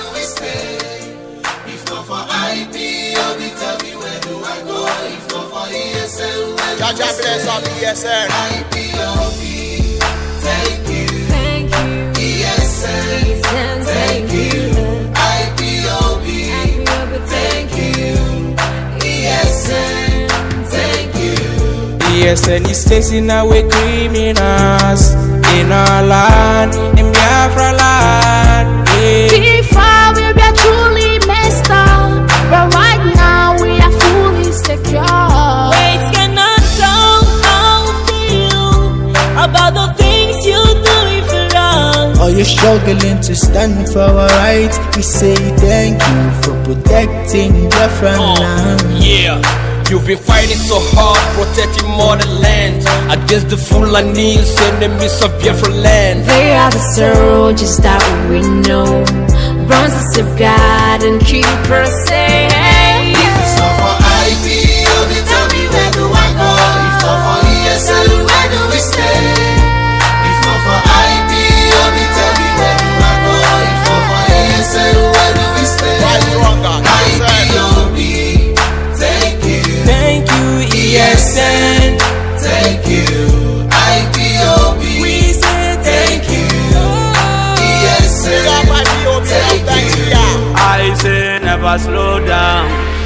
our enemies are all down, yeah. You've been the power I can rely on. That is a fact that I can't deny. Champion soldiers fighting stronger and protecting lives. The pain you feel today will be the joy you feel tomorrow. We say yes to you, yes, like every day. Cause if it's not for IPOB, tell me where do I go? If not for ESM, where do we stay? If not for IPOB, tell me where do I go? If not for ESM, where do we stay? IPOB, thank you. ESM, thank you. IPOB, thank you. All right, we thank you, ESN. Ikonso, we'll mourn you, we'll mourn our brother, and the only way we can do, all we have to do for those of us who have not exposed to that position that he was, you can support our ESN. Wholeheartedly support. Just go to our website, www.ipobinusa.org, and make /donate and make your donation, your support. Because the life of our brothers who are passing by, who are being murdered left, right, and center is not going to go in vain. Our leader have already said it. Ikonso will be mourned. Holy Grail. Ikonso Grail, the chalice that they use in collecting the blood of Jesus. That's what Ikonso stands for. All right, I have a call coming in. Let me take this one. Caller, good morning. Tell us your name and where you're calling from. You're the first caller today. Mazi Iyke, good morning. God bless you this morning. Welcome to the program. My name is Mazi Nnamdi Kanu. I am calling from United States of America, and I reside here in Washington, D.C. Mazi, I'm from Amibo. Amibo is Unolo. Amibo is the home of the tiger, and Amibo is the home of King George of People. I thank you for the good job that you do, and I thank God Almighty for Mazi Nnamdi Kanu. Yes, Mazi, I want to talk to Biafrans, and I want to talk to youth of Nigeria. I want to tell them now that all these things that Nnamdi Kanu have been preaching, and the reality is on now. They have seen the reality. It is in their face. Look at what is going on in Niger State. Now, in Niger State, they are bribing the indigenous of Niger State to convert. That is the Boko Haram. They want them to switch their allegiance. They're paying them $50,000. 50,000 naira each person. You go to Benue State, Mazi. They have just extracted these people from their homes. These people are living in the IDP camp, and then they went into the IDP camp and killed them. Check the proximity of Benue State to Enugu. You will see that it's so close. Check the proximity of Niger State to the capital, Abuja. Then you will see that it is so close. So what we are talking now is that that is no time. It is a matter of life or death. We're talking about your preservation of your life. We're talking about your security, and this is the reason why we will continue to call and talk every time. You can listen to everything that Mazi Nnamdi Kanu is saying, but definitely there is a means, there is a media through which he is just giving all this information. So what I am asking you is that for the security of your people, of which ESN is the ones that have determined, this is the security, volunteer security. This is the people that are not paid even anything. These are the people that have sacrificed their life in order just to keep your own life and keep your property, and then secure your daughters and your fathers and mothers so that they will not be killed. These are the people. So what I am asking you, please, you have to do the needful. You have to help to support our media. I am telling you, even all those southern soldiers that are still in Nigerian military, you are dead already. You are dead. Look at how they brought down the plane that went to Borno to throw bomb. Then they went over there and then they targeted you. So you are an endangered species also. So I am calling on everybody that loves freedom, because what you are fighting is for freedom. Please do the needful. I want you just to go to our website. Go to the website and contribute as little as you could. And for you to go to that website, what you have to do is that go through the Google and type in www.ipobinusa.org/donate. www.ipobinusa.org/donate. People are just giving the sacrifice with their blood, just like our brother, our comrade that just died. Then other people are doing everything. You have to do your own part. If it is only just to give a little money, just to pay your own dues and pay your own tax to your safety, then that is very understandable. So, Mazi, thank you. God bless you. Continue doing the good job, and then the Biafras are listening. Thank you, Mazi. Thank you so much. All right, this is Radio Biafra. I have another call coming in here on straight line. Caller, good morning. Tell us your name and where you're calling from. Yes. Can you hear me, sir? Welcome to the program. Mazi Nnamdi, we don't go Picard and Madrid. This week, Mazi Nnamdi. Biafrans all over the world. We don't go Picard and Nana Kevin where the right dealer. When I heard on the dead Nnamdi Kanu yesterday night, he has said it all. I want to pass this message from Chukwu to Kadama to every human being that lives free, every nation in the whole world, every member, every citizen of every nation in the whole world. That's why I write this message.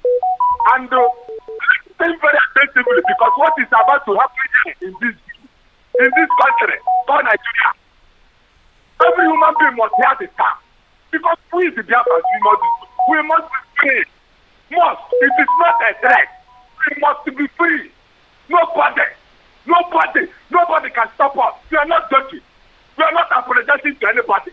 And we are not insulting anybody. We are not insulting anybody. We the Biafrans, we have the right to live. Mazi Nnamdi. Some of you before they told you. Tell them Nnamdi Kanu. Tell somebody to video the whole affair. You go see how flood. Many people cannot even eat one payment today. As I'm talking to you people. Many people, it is here in Aba. I just come from Aba. Aba is not a good man. Dara. You people come our leaders just to hide. Thank you. There we go. Therefore, all over the world. Write down this message, Ezekiel chapter 33. From verse 1 to end. Write it down. Something is very, very well. Do you see verse 11? Verse 12, verse 25, verse 26, verse 30, verse 31, verse 32, and verse 33. Thank you. Something is very, very well. You see verse 31, verse 33. Very, very important. The same Ezekiel chapter 37. From verse 1 to 8. Something is very, very well. It is only one little. Do you see verse 26 and verse 28 of the same Ezekiel chapter 37? We are like tribal. They don't want to go to Kabiaba. Thank you.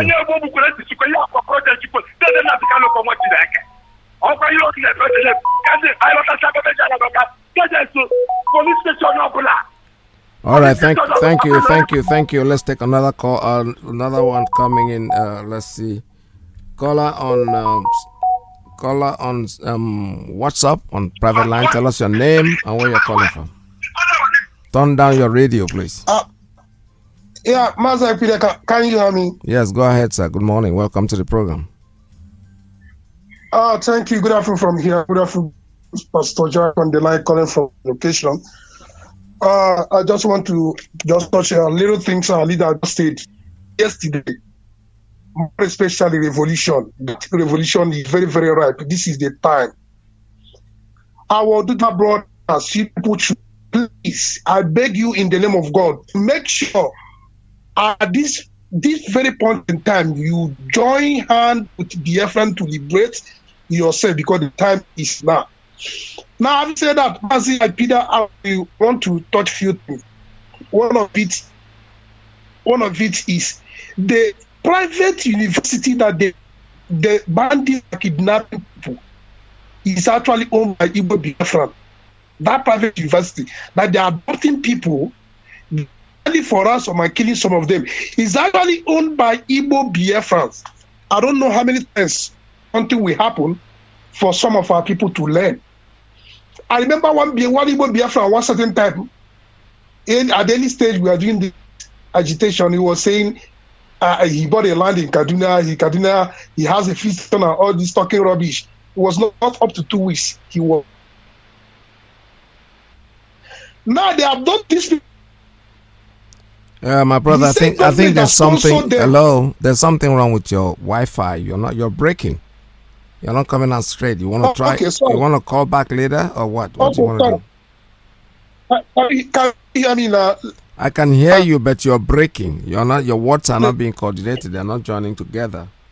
It's supposed to be better than this. So I don't know what the problem is. Okay, I have removed the earpiece. Maybe it's from there. I don't know if you can hear me now. All right, go ahead now. Okay, just like I said earlier, I say our leader have talked about revolution. The revolution is now. Our Dua brothers, people should not please help yourself to make sure you join the bandwagon to make sure you liberate yourself. Having said that, this I want to touch again. Like I said earlier, the private university in Kaduna where students are abducted and killed is actually owned by Igbo Biafran person. And I say I don't know how long our people will learn a lesson. I remember one Igbo Biafran one certain time that owns a fleet station in Kaduna. He was saying he's not going to go anywhere. He has a fleet station here. He's doing his business. He's doing well and all that. It was not quite up to 2 weeks. He was more than around. Now, it is nobody should tell you if you're in the north, you're a Biafran. Nobody should tell you to relocate because if you are a necessary casualty, like our leader has said. So you need to use this opportunity to come back.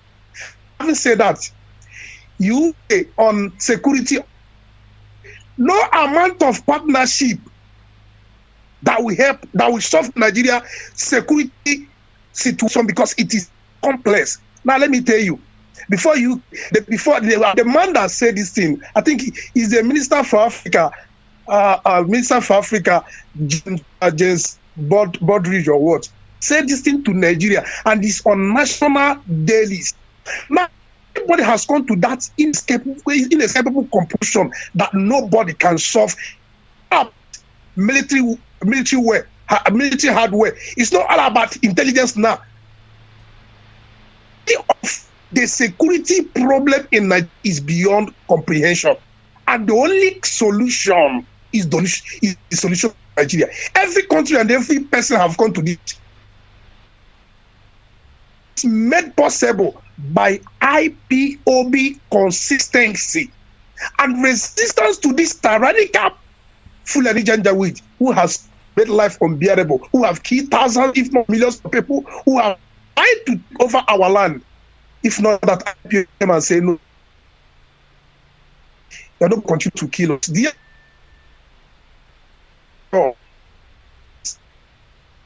All right. My brother, Pastor Jack, your call this morning is not very good. I don't know why. I don't know where the problem is coming from, but you're not very coordinating. We're hearing you, but we're not actually struggling to make sense in what you're saying. It's not very smooth. Maybe I can allow you to repeat your call wherever you are ready, but get away from whatever vicinity where you are at the moment because that is what is causing it. I have another one here coming on straight line. Caller, good morning. Tell us your name and where you're calling from. Good day. Welcome to the program. Yeah, good afternoon from here. I'm calling from Biafra land. Welcome to the program. It's too noisy there. Get away from there, my friend. Your noise, your background is very noisy. All right, go ahead. It's quieter now. Tell us your name and where you're calling from. All right, still having a problem with that one too. Let me try this other one.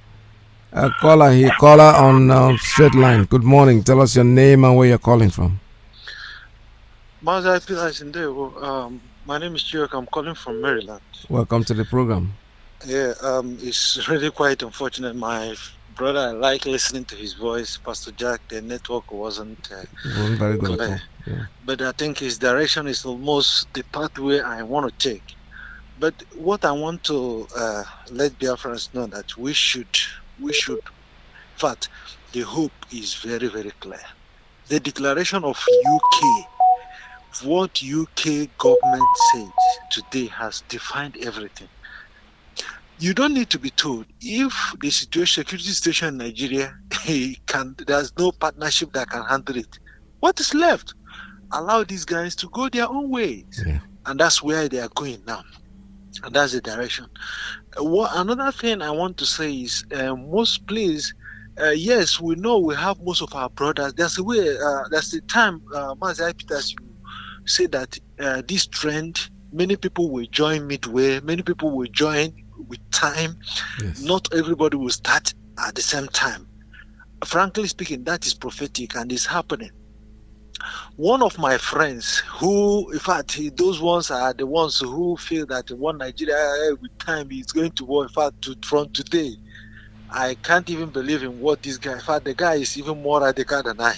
Yes. Frankly speaking, because now they have seen the truth and the realities.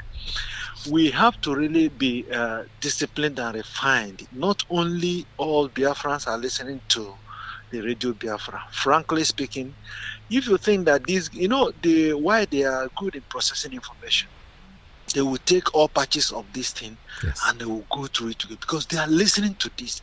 All the broadcasts of our leaders, they are listening to it. And they are also listening to Radio Biafra, frankly speaking. Yep.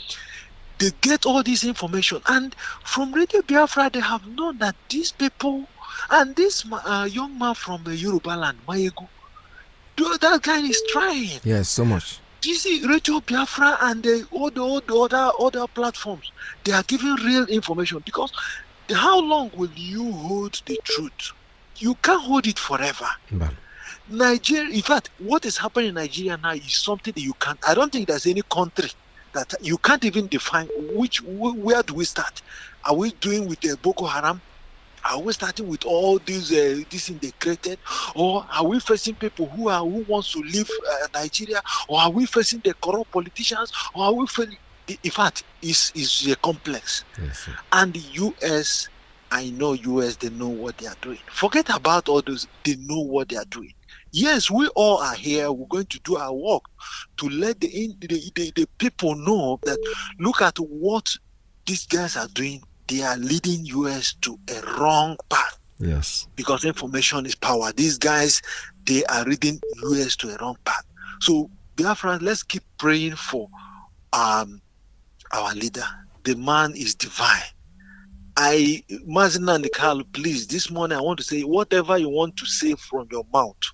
I have noticed that whatever you say comes to pass. Do you know why I'm saying this? He said the day he said that this is the appointed time, and he blessed all. He blessed our souls. Elohim accept our souls. So it's their time, and things starts happening. Yes. I'm telling you, this man, he should know certain things he says. God bless IPO. God bless everybody. God bless, because many people are waking up. Thank you. Thank you, Mazi Iyke. Thank you so much. All right, this is Radio Biafra. We're still taking calls. Let me take another one from Principal Officer's line. Good morning. Tell us your name and where you're calling from. Mazi Peter, is it me? Yes, go ahead, sir. Welcome to the program. Okay, sir. Let's see if this one can be okay. And I don't know if it's okay. Much better. Yes, go ahead. Okay, thank you. Let me just start from where I stopped. Okay, first of all, just like our leader said last night, the revolution is now. We should put our hands together to make sure that the solution of this contraction is now. We therefore need to revolt.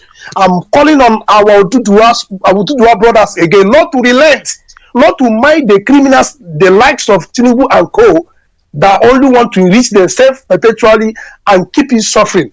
The revolution is now. Now, having said that, I also say something. I said, do our people actually know that the private university where these bandits are abducting people, killing them, is actually owned by Igbo Biafran person in Kaduna? That is why you don't see a kind of reasonable security and whatsoever. Because anytime they want to destroy anything that belongs to a Biafran in Kaduna, that is when you will know that terrorist Yerofai is working. They will just bring a excavator or bulldozer and put on that property and destroy it. Before 3 hours, they will destroy that business. Igbo man own that private university that they are abducting our people and killing them. I don't know how many times something will happen to our people for them to learn. Our leader has said, if you are in the north, make your way back home. If you die there, you are a necessary casualty. I don't know how many times history had to repeat itself for us to learn. We are already at war. They will come after you and they will kill you. Having said that, The UK have just released a statement that is in the national dailies that the issue of Nigeria's security, the partnership cannot solve it. It doesn't matter whether you partner with the UK, America, Russia, partner with all the world. You cannot solve it. I think the Minister for Africa, James Bodridge, said that. So Nigeria should be able to understand that their security issue is complex. They said it openly. Are you going to fight bandits you created? Are you going to fight the Boko Haram that have been in existence, that are, by the way, fighting for their own separate nation, for what they believe, that Wahhabi they believe? Is it the ISWAP? Is it up to the 7th faction of the terrorists you created over there? Now, upon that, you are doing 97 5%ers. Now, we are the 5%ers. You are killing our people. You are doing us. At the same time, they want to take over our land. Now, the indigenous population have risen up and say enough is enough. Yes. So, IPOB is a strong force that's made it come to reality. Now, after UK having studied the situation of Nigeria, they say no amount of partnership can solve Nigeria security problem. So that, in other words, should tell you that the solution is the only solution. That's right. So if UK, despite their calling the partnership, because they are the one primarily sponsoring Fulani in all this whole thing, but they have looked at everything and say no, partnership cannot solve the problem. So what will solve the problem is the solution. Every person go back to your area. And that is what Biafra is asking. Let us go and define our own political future. Nobody should decide for us. Fulani will not come and take our indigenous land, occupy our area. And we have said this right from the time. We live in the north, we pay for house rent or we buy land and develop. You don't come in our own land. You go and stay in our forest. Take it by force. Nobody give to you. At the same time, you rape our mother, kill our sister and all that in our own land. Just like it happened in Iberiam the other day. All the governor could do was to put on curfew, because they are stooges to these Fulani people. They can do nothing rather than calling for curfew. Or as what Ozimba did to go and kill our innocent brother in a problem. Now he ran away. He's in Abuja. Of course, he will remain there, like our leader has said, because anywhere he's hosted in Biafra land, that place, the area that hosted him is in trouble. Now, having said that, everybody has understood that this is a fact. We must therefore work very, very hard, because IPOB is a strong factor that has made this thing to come to reality. Everybody has come to that inescapable conclusion that there's no two other ways than to allow every indigenous people to go. And Biafra must come. So we have come to that point now that anybody that want to say anything that have to affect our political future, if you don't discuss with IPOB and agree, you are a problem. We will hunt you, because enough of this nonsense. It has been long. These people have been training with our future, joking with us, killing us, and all that. But now, anything they want to do in Biafra land, IPOB is the stakeholder that decide after consulting with the people. If you do or you go against this thing at your own peril. And finally, I thank our leader for renaming Douglas Road with Ikonso. We will motorize Ikonso, and also government house with Ikonso. And everybody it must surely come to pass. If you think it's a joke, try, you see. You will know that IPOB is a force. As we have said, as long as our leader has said so, so shall it be. Thank you, Mazi, Dr. Akita. That is just my contribution. Well, thank you so much. All right, thank you very much. I have another one on straight line caller. Good morning. Tell us your name and where you're calling from. Yes, Mazi Iyke, can you hear me? Yes, welcome to the program. Can you hear me now? I can hear you from the beginning. Go ahead, sir. The world is listening. Thank you very much, my big brother. Mazi, my name is Godkwa. I'm calling you from London here. Mazi, I appreciate you for your good job, and I appreciate our leader, and I feel you worldwide. Mazi, I want to say more special from what our leader said last night. He said, excuse your white friend that he wants to talk to black people. Listen, I'm speaking to Biafrans at large and the Nigerian youth at the same time. You are crying that you don't have no job, and some of you go into Yahoo. But who makes you to go into Yahoo and all this crime? Nigerian politicians. Those people that is, when the election comes, they will give you knife and cutlass and gun to go and take a ballot paper on behalf of them. When the ballot paper and the Fulani Danger will shoot you and you die immediately. This is what is happening. But let me ask you them a question. Are you not going to raise up and take your destiny into your hands? and drive away these politicians. Kill them in the cold blood, the way they have been killing you. There is oil in our land.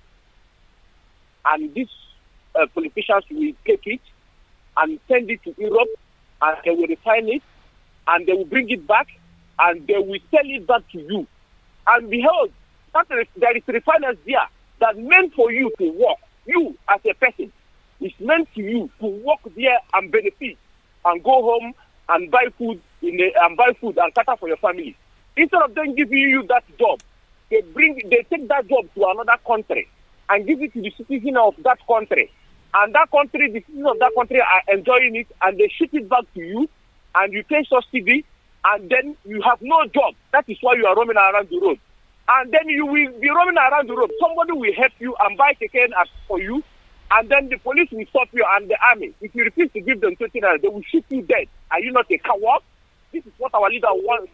This is what our leader makes you try to make you to understand. That is why excuse your black or your white person and let him talk to you Nigerians. That is what it means. I know some of you don't understand English. We misquote him.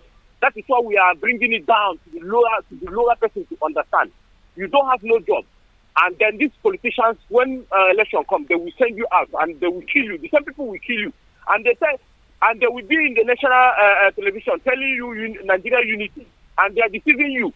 And that is why you see them in Parliament House. They will be shouting, nay, yay. And they will pay themselves 40 million every month. Nigerian youth and Biafrans are alive. Are you not seeing that these people are using your destiny and rose up and drag them away? Just like now, Hope Uzodinma is on run. That is how we're going to drag them away with bloody revolution. Any politician you see by your side that come to campaign in your village, kill the idiot. Any Igbe that said to you to go and vote for somebody like that, set his palace on fire. Any PG that organizing you to go and vote, kill the bastard and kill his children. Mazi, thank you for giving me this opportunity. All right, thank you very much. This is Radio Biafra USA 2. We're still taking calls at 646-920-4541. I have a call coming in on WhatsApp. Caller, good morning. Tell us your name and where you're calling from. Hello, Mazi Peters. Good afternoon, sir. Welcome to the program. Yes, my name is Michael Eyodo. I'm a native of Akwa Ibom State. I reside in River State, in Bayelsa. You're welcome to the program. Welcome. Yeah, I'm listening. Yes, sir. Go about it. Idioko. Family about you now. I am Molson. You come with us. Yeah. You come with us. Look, I want to thank you because of this program. I've been listening to you. You have been trying. I want to use this opportunity also to talk to my people because I have not been hearing my people calling this line. So I want to encourage them to be calling this line because this is only the solution we have. This is only the Radio Biafra that we have. So my opportunity goes that according to our leader yesterday, our leader talked to us, we listened to him, so we appreciate him. I want to encourage him to take more actions. I want him to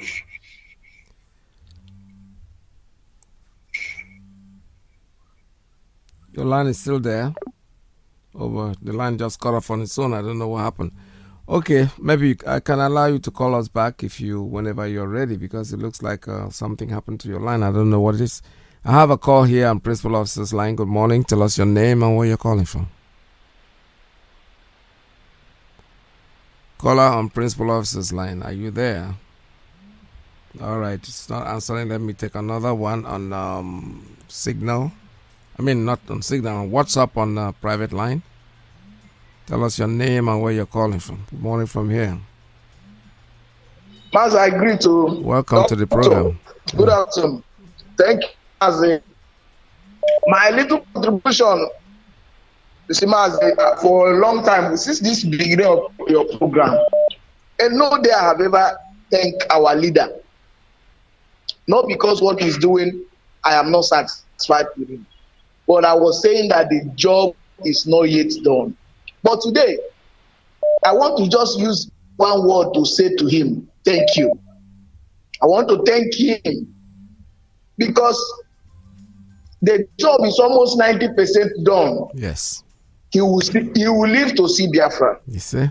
No matter what the enemy do, he will live to see Biafra. This is a man, the only man that foresaw what millions of people could not see. They used to tell us that what elders saw while lying in their bed, that children will not see it while climbing on the Roku tree.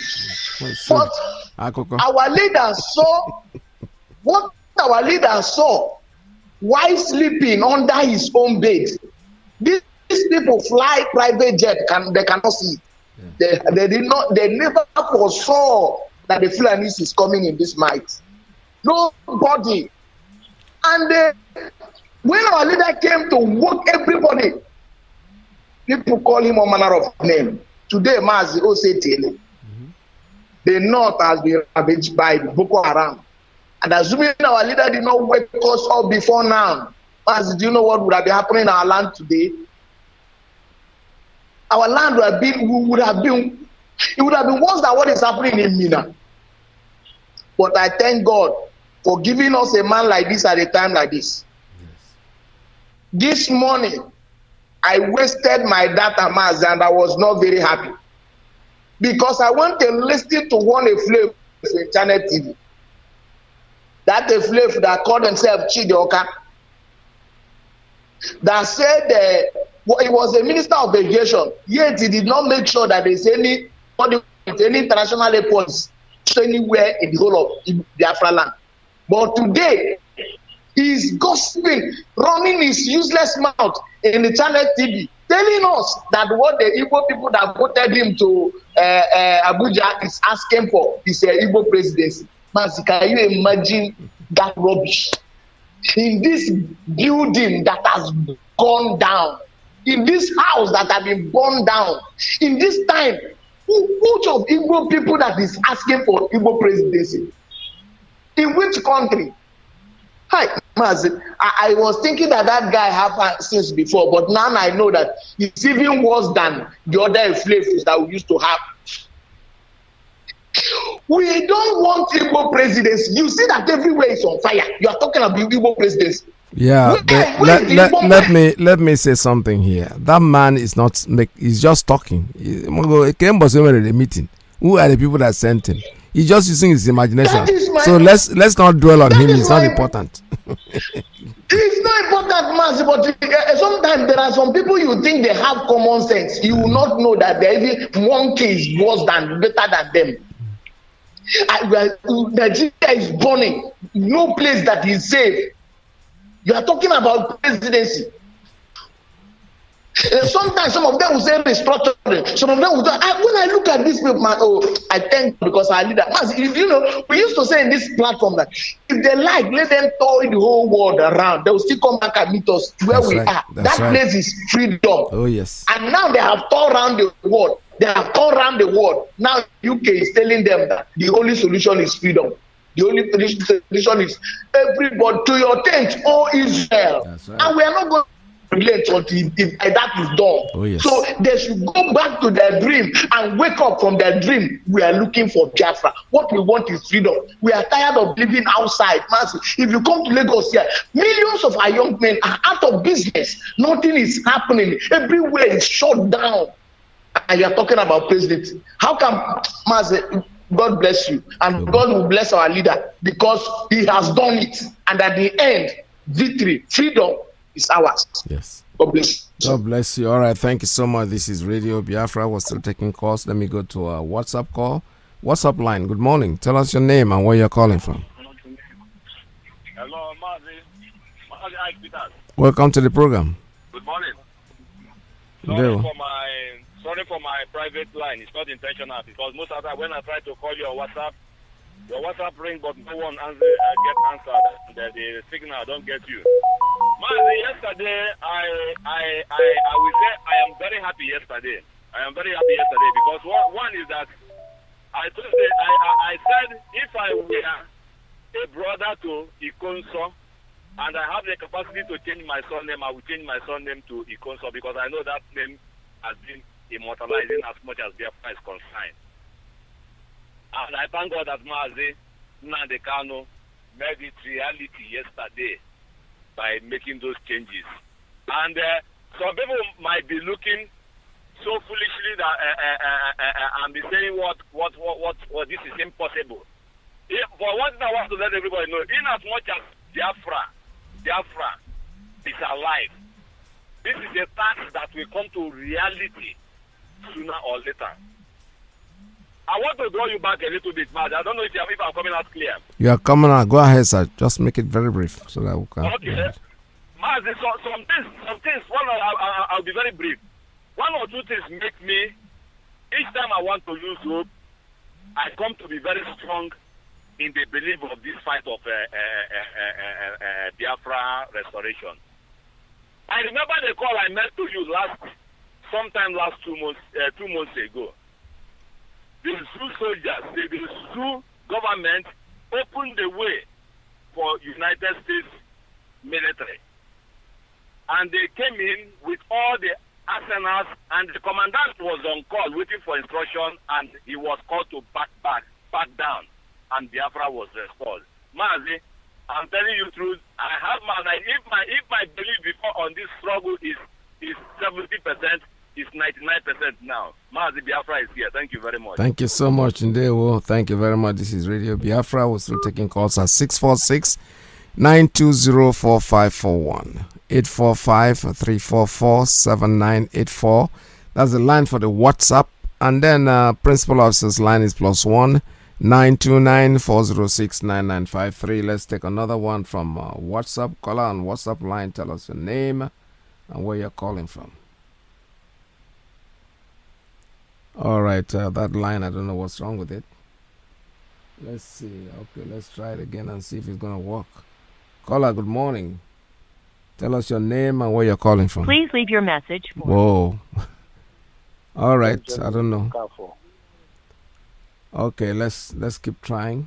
Some people are trying to call me, and I'm trying to see if I can return their calls. Unfortunately, they're not there. All right, this morning we said, like our leader spoke to us, it's very, very important that we put into consideration the revolution have started in the Saudis, and we encourage you to continue. And for those of us living in America, yesterday the imposter called Secretary of State, and they were talking, but I'm just assuring them from Radio Biafra USA to right here in the United States that the person that was speaking to him was not Muhammadu Buhari. Buhari is dead. And wherever, anyway, the British people, the response that they're giving this morning, as somebody just called him in, I've not been able to verify that, but at least I trust the source. We said what they said this morning about all this asylum, whatever they're trying to give. We're not interested in that.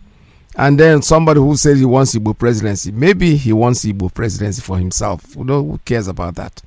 Which presidency of where? Presidency of a country that is almost drowned? Anyway, they can have Igbo presidency actually for all the Fulefus. Ubiozo can be their president, and then who else? And then the runaway one that is running about can become his deputy, and that's all we know. Because we know that Biafra is here and that the world is watching, and we are waiting that eventually it will be announced sooner or later. There's no doubt. I have a call coming in on Principal Officers. No, on private line. Tell us your name and where you're calling from. Mazi, good morning. Welcome to the program. Yeah, my name is Chinua Kweza, and I'm calling from the city of Toronto, Canada. Welcome to the program, Chinua. Mazi, I thank you for your effort. I thank you for your time, your talent, and your treasure. I thank our great leader, Mazi Nnamdi Kanu, for answering this call that Chukwuka Biama called him to liberate all of us and every oppressed nation in Nigeria.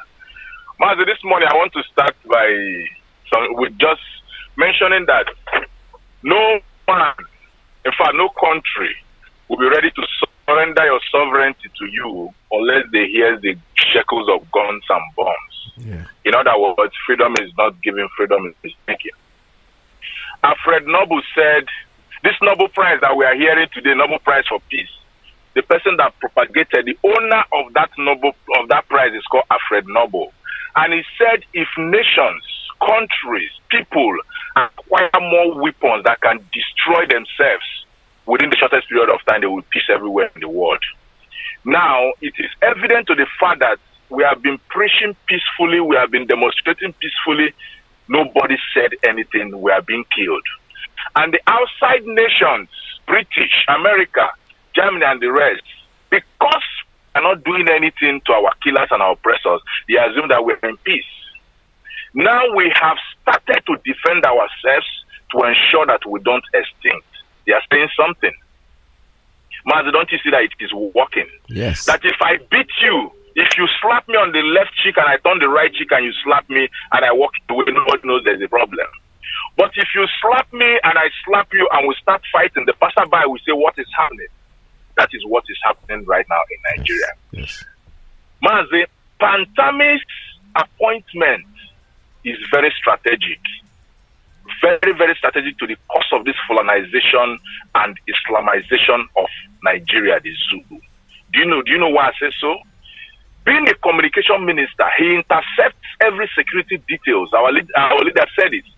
You Zulu armies and police, while you are sent from the south to go and kill Boko Haram, as soon as they give you instruction, he intercepts it and passes the information to his men, who are the terrorists. They ambush you and they kill you for nothing. That's right. Because their organ at the top hears every security details and information over radio and over any form of communication that they use. So this kind of person is occupying this very, very important position in Nigeria. And yet people are not still believing that Nigeria is a terrorist state. And we all need to disassociate ourselves and the total dissolution to that contraption called Nigeria. Especially the United States, my brother. Yeah. Exactly. That's why we must push. All of us in North America, we must push. This is not a job that should be led for Mazi Nnamdi Kanu, our leader. We must contribute our own part because all of us in this struggle we are in, and we are all integral part of the whole. Everybody has a role to play. It's like we are a body. If you fail in your role, I fail in my role, then the body will not function well. That's right. Take up your phone as soon as the phone numbers are released and begin to call these people. They know, but they want to also hear from you. Like in Canada here, we have written to all the members of parliament, both federal and state. Yes. And we have feedback from all of them, which we are fired. Tomorrow, if they say anything, we are going to publish it that we all told you what we are going through in Nigeria and you failed to say something. That is what I ensured as a coordinator here. Now, Mazi, if our people who are seeing all these things that is happening to us in our own land and still fail to support the ESN, then I don't know the adjective to use. I don't know if to say our people are wicked. I don't want to say if they are insensitive. I don't know the exact word to use. But one thing I must tell them is that every generation out of relative of security must discover its mission, fulfill it or deny it. Yes. We in IPOB, we who are the remnants, we have chosen to tour this path. Is a very, very onerous task. But like our leader said, it's going to seem like the last miracle. Because Biafra must come. Yes. Biafra must come. Nigeria is almost close to Somalia. And remember the promise that Somalia will be a paradise. Yes.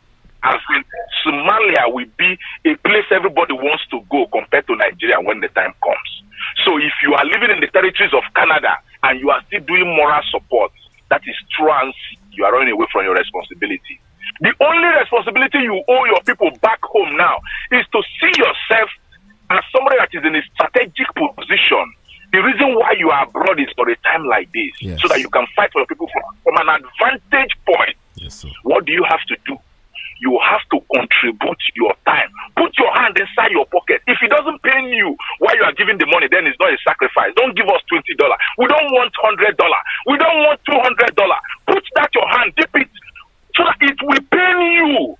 And as you are giving that money, you are blessing that money. Yes. I'm giving this money for the total restoration of Biafra. Send that money on errands. We want people to give us from 500 and above. We want people to give us $1,000. We want people to give us $100,000. People have it. If 50% of Ndi Igbo, let me not say Biafra, 50% of Ndi Igbo in diaspora, we can raise a war chest that will destroy Nigeria in 6 months. Yes. I'm very confident. Yes. Boys home and abroad will lay down their life, including me. We will go there and we bring down Nigeria in 6 months. But our people, I don't know what is wrong with us. Sometimes when I discuss these issues, I feel so bad that our people don't see what we are seeing. That in fact, the battle that we are battling now is battle for self-preservation, for race preservation. The nation of Biafra must be preserved. So if you are in North America, especially Canada, you love what ESN is doing, or you are still thinking about it, please call 447-222. I repeat. Okay, make it easy. Just WhatsApp us on 415-878-6563. 415-878-6563. If you WhatsApp this number or you call this number, somebody must respond to you, and you'll be able to do what you want to do to support ESN. Mazi, my prayer remains that every time you speak, may you speak wisdom. When we hear, may we not be only hearers, but also doers of the word. From Toronto, Canada, take it from me. I love Biafra. God bless us all. Thank you. God bless you. God bless you, Maruda. Thank you very much. All right, I have a call coming in. Let me take this one. Caller on WhatsApp, on WhatsApp line, yeah. Line 3. Are you there? Tell us your name and where you're calling from. Good morning, Dr. Ike Peters. Welcome to the program. Yes, sir. Thank you for your wonderful job every morning. Thank you. My brother, it feels my joy to say that I've never been happier in this struggle like the way I am right now, because, I asked one question before, and I keep asking that question to IPOB members and Biafra in general. I use Jesus Christ as an example when he asked his followers, who do you think that I am? Or who do men think that I am? The same question I asked IPOB members one time. This is the third time I'm asking him. Who do you think Mazi Nnamdi Kanu is? People have not answered that question. That's why people are saying, I was not sure, I have 70%. Listen, when I joined this movement, and like I said before, if you don't have that kind of epiphany, if God didn't speak to you and you join this movement, and after joining this movement, you don't see any changes in your life, then something is missing in your complete truthfulness to this movement. I have never doubted any day since I joined this movement, till this very time. And anybody who has vision will tell you that Nigeria, just like I said long time ago, Nigeria will not see 2021 end, not to talk about 2023. And from what is going on now, no country will ever survive it in the next 6 months. That's right. Believe it or not. Mm-hmm. I don't want to call it prophecy, I call it foresight. Mazi, or let me put it this way, Dr. Prince Nnamdi Kanu the Great saw many things that few people saw. But the point still remains, who is willing to sacrifice what it takes to lead a movement like this? Not me, not many people. That is the crux of the situation. It is not a matter of knowing what is wrong with Nigeria or knowing what Mazi Nnamdi Kanu knows. But are you willing to step up to the plate like he did and do what he did and do it with the type of spirit with which he did it? None. That's what makes him special. Now, let me come to the point why I called this morning. I want to let people understand. This is my almost 40 years in America. I came here as a kid. One thing you have to understand, Mazi Nnamdi Kanu hinted on it. If you people have been paying attention, he said white man has conscience. For those that are, thinking that Nigeria, because they made a request to the United States, that the greatest country, the superpower, the only superpower, the largest economy in the world will bow down to stupidity. No way. No That's way. right. Then you don't know United States. Absolutely. I'm just telling you this. Let me tell you something. America is a country that was built on revolution and on the principles of, talk about people that have belief, religion, in God we trust. Is there any other country that has that in their epitaph or whatever you call it? No, only United States. In God we trust. Forget about what some politicians will come and do in 4 years, 3 years, and get out.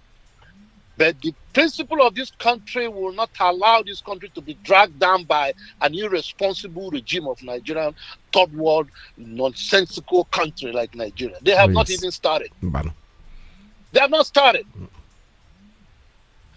I said it last week. What we need to do, especially we, Chunwakwez also hinted it. We have representatives. America is a representative government, and everybody knows this constituency here in America and in North America as well.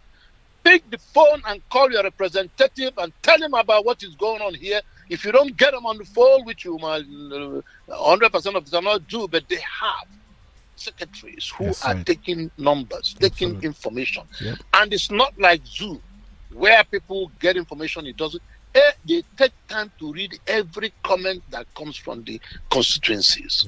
Call them up, tell them what is going on. Like Chunwakwez also said, let me tell you something. If you do not, fight to liberate a country, then you are not worthy of even a country. Like many people have said, I've also said it. And Mazi Nnamdi Kanu hinted on it yesterday, keep saying it. There is most of this country you see today that you people are rushing to go went through bloody revolution. Go and read the history. Freedom is never been bought without sacrifice. There's no way you can get freedom. You can write any letter from here till kingdom come. You can never get that freedom unless you prove that you are worthy of a decent country. Just like our people are right now, young men and young women in ESN, in the bushes, not minding whether they don't sleep in a mattress, but under the rain, under the shine, fighting to liberate a bunch of fools that do not want to sacrifice anything. Like Chunwakwez said, sacrifice. Igbos, like I said, Igbos do not sacrifice. There's a difference between giving and sacrifice. Giving is not sacrifice. Igbos only like to give and to be recognized, or to give in the hope that someday what they're doing will come back to benefit them, like they do. When they're raising money for somebody who died in Nigeria, you see them donating $100 because they know that one day one of theirs is going to die, and that $1 he gave you is going to come back to him. That is what Igbo man does, and it's not sacrifice. Sacrifice, as defined in the Bible, is when you give with no hope in return of anything or favor. That's sacrifice, and that is what pains. And once you can be able to do it, then you know you have sacrificed, because you are not hoping for anything in return. Most of us have come to the age that even if you give me a job, when Biafra comes, I'll tell you thank you, but no thanks. Exactly. I might be in the advisory committee, using my age and experience to give my input that if they like, they take it, they don't like, they don't take it. But give me a home, give me a place where I can resign, where I can stay with no fear of somebody's coming to kill me. Yes. So, my brothers and sisters, if you are not happy from what is going on now, then you do not understand what is going on. Honestly. You don't understand. Mm-hmm. You do not. All we are asking people is this. We know that not everybody should be out there calling the phone, talking, or ready to go and carry gun and fight, or go to there and agitate, just like people agitate and they get shot down, they get mowed down by these criminal elements. But you know one thing you cannot deny yourself from: if you do not dip your hand in the pocket and support this movement, you are not worthy of Biafra. Dr. Ike Peters. Thank you. I rest my case. God bless you. Thank you very much for your call. This is Radio Biafra USA 2. Yes. Just like he said, I feel the same way that he feels, so happy with myself, with everything about honesty that is going on right now. I have a call coming in on straight line. Good morning. Tell us your name and where you're calling from. Good morning from here, Mazi Iyke. This is Kelechi calling from Brooklyn. Well, welcome to the program. Mazi Iyke, thank you for what you're doing. Thank our leader, Mazi Nnamdi Kanu. Mazi Peter, you see, that is Somalia visa. Yes. Our own talk before. They don't buy and police don't first. Their police don't first go buy the visa. They wait for others for Somalia. I know. Because they don't ready to collect 144 visa for Somalia. They wait for the Oga call me then. As I talk to you now, the next person where they speak so, I hope most of them man. Most of them they don't already buy his own now. They wait to travel. So all of them, as early how they plan to come to kill IPOB or Biafra, all of them they go. I saw they go run one by one. You know. This one where if I you going see for NNPC line side now small, and they expect him to say something since then. He never talk. He never even say a word.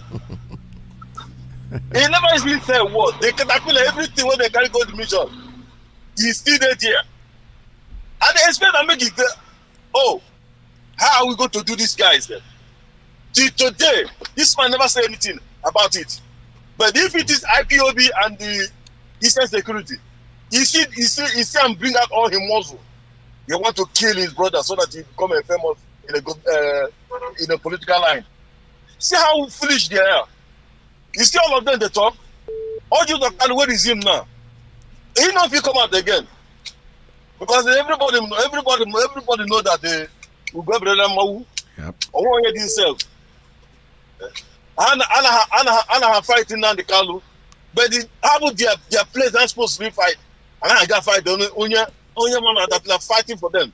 Fighting for their born children. Fighting making sure that Biafra land is safe and secure. Look at Autumn. Governor of Benue State. When you come out in social media, or you would start saying all sorts of things. But the minute you invited Abuja, go and see him talking like a kid. I remember one time when Simon was saying that this man was saying vibrating. Immediately he was called meeting to Abuja. After the meeting, the man started talking like a kid. Behaving like a kid. He had nothing to say again. Because I don't know what they use in the brain of these people. I don't know. You know, I know. Thank you, my brother. There were. Thank you, thank you for giving me opportunity. There were. You know, like this whole thing of going to Abuja and coming out smiling. It reminds me of what happened during the Babangida regime. I told you a story that a cousin of mine who was in the military, he just made a statement that Babangida had invited all the traditional rulers to come to Abuja for a meeting, and they thought they were going to go there and stay in a room. No, he was calling them one by one into the room, and when he comes in, they always says, "Chief, welcome, sir. Nigerian said I should go." So, and I'm looking at my notebook. He had a notebook in front of him. I can see that you were given 10 million naira to fix the road in your community, and so what I need you to do is just to go and bring the receipt to me so that I can give it to Nigerians when I'm leaving. And then the chief will go and don't come back. All of them went back home and they were all crying that Babangida will stay. This is exactly what's going on. When he goes there, when there's something happened, they go to Abuja, they smile. They remind him immediately, show him a notebook. See this money. Oh. Now you take this money, so you have to account for it. And then he will come out smiling. He doesn't, for them, they are all sellouts. They've sold out. They can't do anything. They can't talk seriously. Why do you think your leader is talking Mazi Nnamdi Kanu? Because he has not sold out. They tried. That's all. That was why they went to kill him. Because this Igbo man will not like money. The best thing you can do is to kill him. Why did he die? Why do you think they killed him? They already promised him. The Supreme Court governor already called him, invited him. I'll make you lead the Wago in the Imo State. And brother, the guy said no. That's the next thing is to get rid of him. But how many people would they kill? We have all opened our eyes. Our eyes are all open now these days, and it's not business as usual. So when they go there, Autumn can go there angry and brr, brr, brr, brr, brr. As soon as he goes in there and comes out, he's full of smiles. He's not smiling because there is anything special. They just showed him a notebook. See, this is the money that we gave you, so you have to tell what you did with this money. But sometimes they To hell with you. To hell with you. You keep doing what you're doing. They won't kill you. If it is not time for you to go, you will not go. But if you keep on supporting them forever and ever against your own people, well, I don't know. Caller on straight line. Good morning. Tell us your name and where you're calling from. I remember what you're calling from the quarter. Welcome to the program. Yes, I'm thanking you people. Those who have eyes to understand the person we have as Mazi Nnamdi. Wherever I am, I'm always part of Mazi Nnamdi. Nigeria has no shame, and the journalist in Nigeria is the worst journalist in the whole world. Woyo Sheyanka told them that where is not in charge of Afro. No journalists are going to wait and please help us, direct us. How can we know who is in charge of the government, president of Nigeria? All of them kept quiet, listening to who to direct them to what to do. And today, where she telling Buhari should go and beg for foreign people to come and help him. And asking where you are telling me that Buhari is not in charge of Asura. How should Buhari again go to in charge of calling foreign countries to come and help him? Why they say the person is in charge of the government?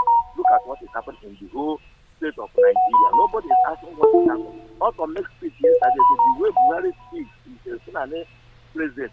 Also, you are with Buhari before in APC. You jump back to PDP. See, the killing continue in Benue. How can't you tell people the truth? Mungulu Zulu from the governor of Borno was attacked. Autumn was attacked. They never catch any of them. No bomb, nothing.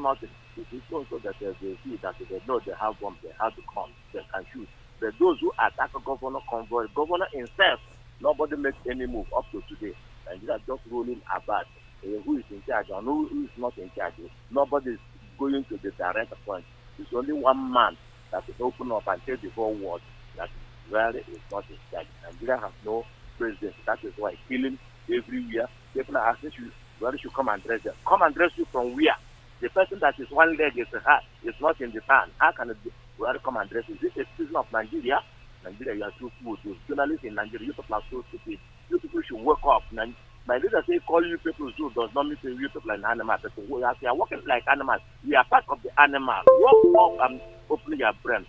Mazi Iyke, I remember what you call it. Radio Biafra. We start relenting. We are waiting for the last order from Mazi Nnamdi Kanu. Time is making this way. We remain a leader until my generation to generation. I will continue following you as a leader. Go ahead, Biafra. Oh, hey, Biafra. Thank you very much. All right. I think finally we have come to the end of today's program. Still have to remind you that tomorrow is another day and Mazi Iyke is coming in next. You have heard what our leader have said. For those of us living in the United States, if you have contact, I'm going to make sure that probably by tomorrow I'll get the exact phone number where you can call and leave a complaint, but you can talk to your own congressman in your locality, wherever you live. Inform them of what is going on. Not because we are afraid that the United States is going to fall victim to the Nigerian plans. No, America is too big for that. They can do all they want, but America is watching. Everybody is paying attention. They wouldn't say that they don't know what is going on. Everybody knows that Buhari is not there. There's nobody called Buhari. Whoever is speaking to the Secretary of State is not Buhari, and we know that. And America knows that, because at least it didn't start here. Donald Trump had said it when he was here. I don't want to see any more lifeless person, because that person that came was not Buhari, and he's aware of that. He knows it. There's no doubt about it. All right, let me see if I can take one more call, because this person is persistent on his call. Let's take his call and then call it a day. Caller, good morning. Tell us your name and where you're calling from. Good afternoon, sir. Welcome to the program. Thank you, sir. I'll be very brief. I just want to say what our brother Pastor Jack said. This is the time. The order has been given. I listened to our last caller that was calling now saying we are waiting for our last order. The brokers of our leader yesterday have ushered in everything that we've been waiting for. Right. It is time to do the guerrilla war. Biafrans, listen. Don't wait and ask again for order. Which order do you people want? Go out at night, burn police station, burn anything will be green, white, green, burn it down. then you have already destabilized the government. There won't be any government. And there's something that our leader said the day Icon passed on. He said something that day. Because of the killing of this man, there will never be any negotiation. That's right. So we have passed all these things that everyone is asking for. No negotiation, no guerrilla wars. Start burning anything that you can lay your hand on. That is the broadcast. That is what we've been waiting for.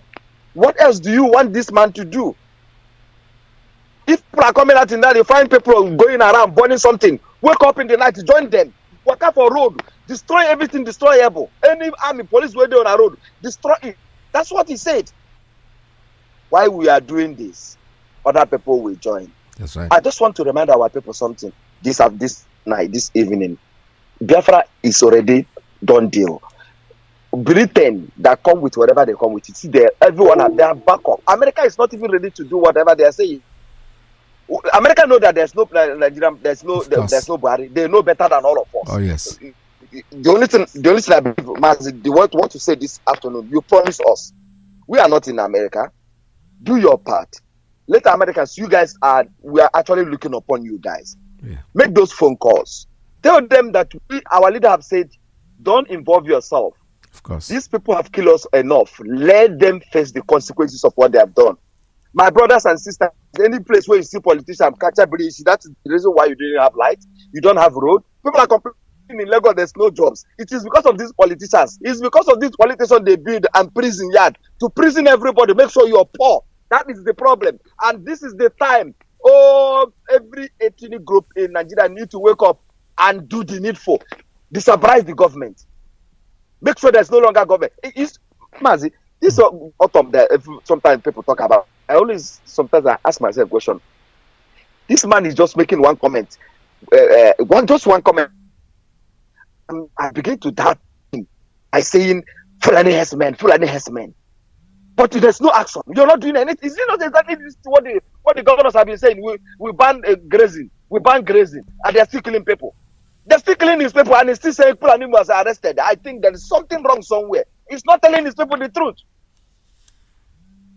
You know, boy, go the people away from your land and return your people and they are killing them. You come and say Fulani herdsmen. What kind of nonsense? Yeah, same thing that I just said. When they go in there, they are angry on the face. When it happens, they stamp their foot on the ground. They're going to kill. Eventually,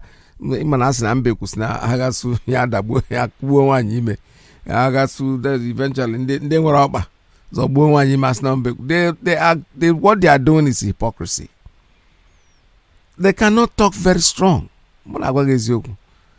The money, probably something that he has taken from them, he has forgotten that he took those things, but they will always remind him. When he goes there to make his noise and they will come out, you go in there angry. David Umahi did the same thing. Who was it when they killed the people in his state? They sacrificed, they came in the night, they slaughtered as many people. He was angry, he went to Aso Rock. The first of all, the so-called president didn't come to see him. I can't believe that. He has to go. It's like having a shootout in New York and the president will not come and see the family. Then the governor have to go to the president for him to tell him, okay, we'll see what we can do about it. Now he comes out, he's smiling as if the solution had been found. No. What is making them smile is when they go in there angry, they tend to forget the money they have been given, the money that they have embezzled. As soon as he gets in there and they brandish the notebook on his face to show him what's up with him, and DSS will be smiling there, blinking their eye, then he will come out, he has to smile. What is funny about it? They're killing people and you're smiling. All right, I can't take any more calls at this time because I can see that there are about 3 calls standing, waiting. Unfortunately, all the lines are locked up. I've shut down the lines. I can't take any more calls at this time. I still have to remind you that Biafra is our religion.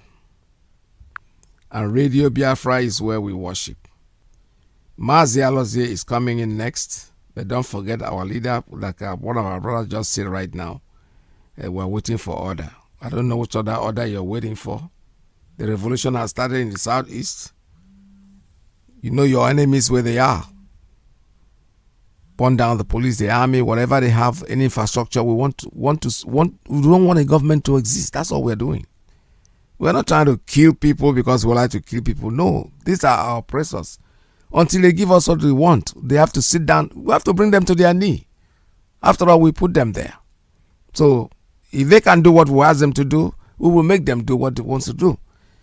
About being afraid that the United States, they are calling the U.S. U.S. is too intelligent for this nonsense. But however, like I said before, I promise I'm still going to get the phone number what we're supposed to call. The Department of State is so big that there are divisions, there are areas where, but I'm going to really make sure that by tomorrow, when I get on air tomorrow, I will give out numbers that we can call, especially those of us here in the USA. It doesn't really mean that those of you, the way you're calling this station too, you can as well make those calls. Explain to them, for them to understand that the Fulanis are the terrorists. The government of Nigeria is a terrorist government, and there's no doubt about it. Anyway, America is watching, like I said to you. Britain have already responded based on what the information somebody's giving out. And other countries will follow. This is the end of the zoo. The zoo is over. It's history. And our Yoruba brothers, please don't give up. Keep doing what you're doing. Your freedom is very paramount to all, each and every one. For all the Biafrans, we're already gone. We're only thinking about you. So make sure you don't get drawn out. Maigu, please keep doing what you're doing, because I listen to your program and I think very interesting. You are talking, you're speaking honestly.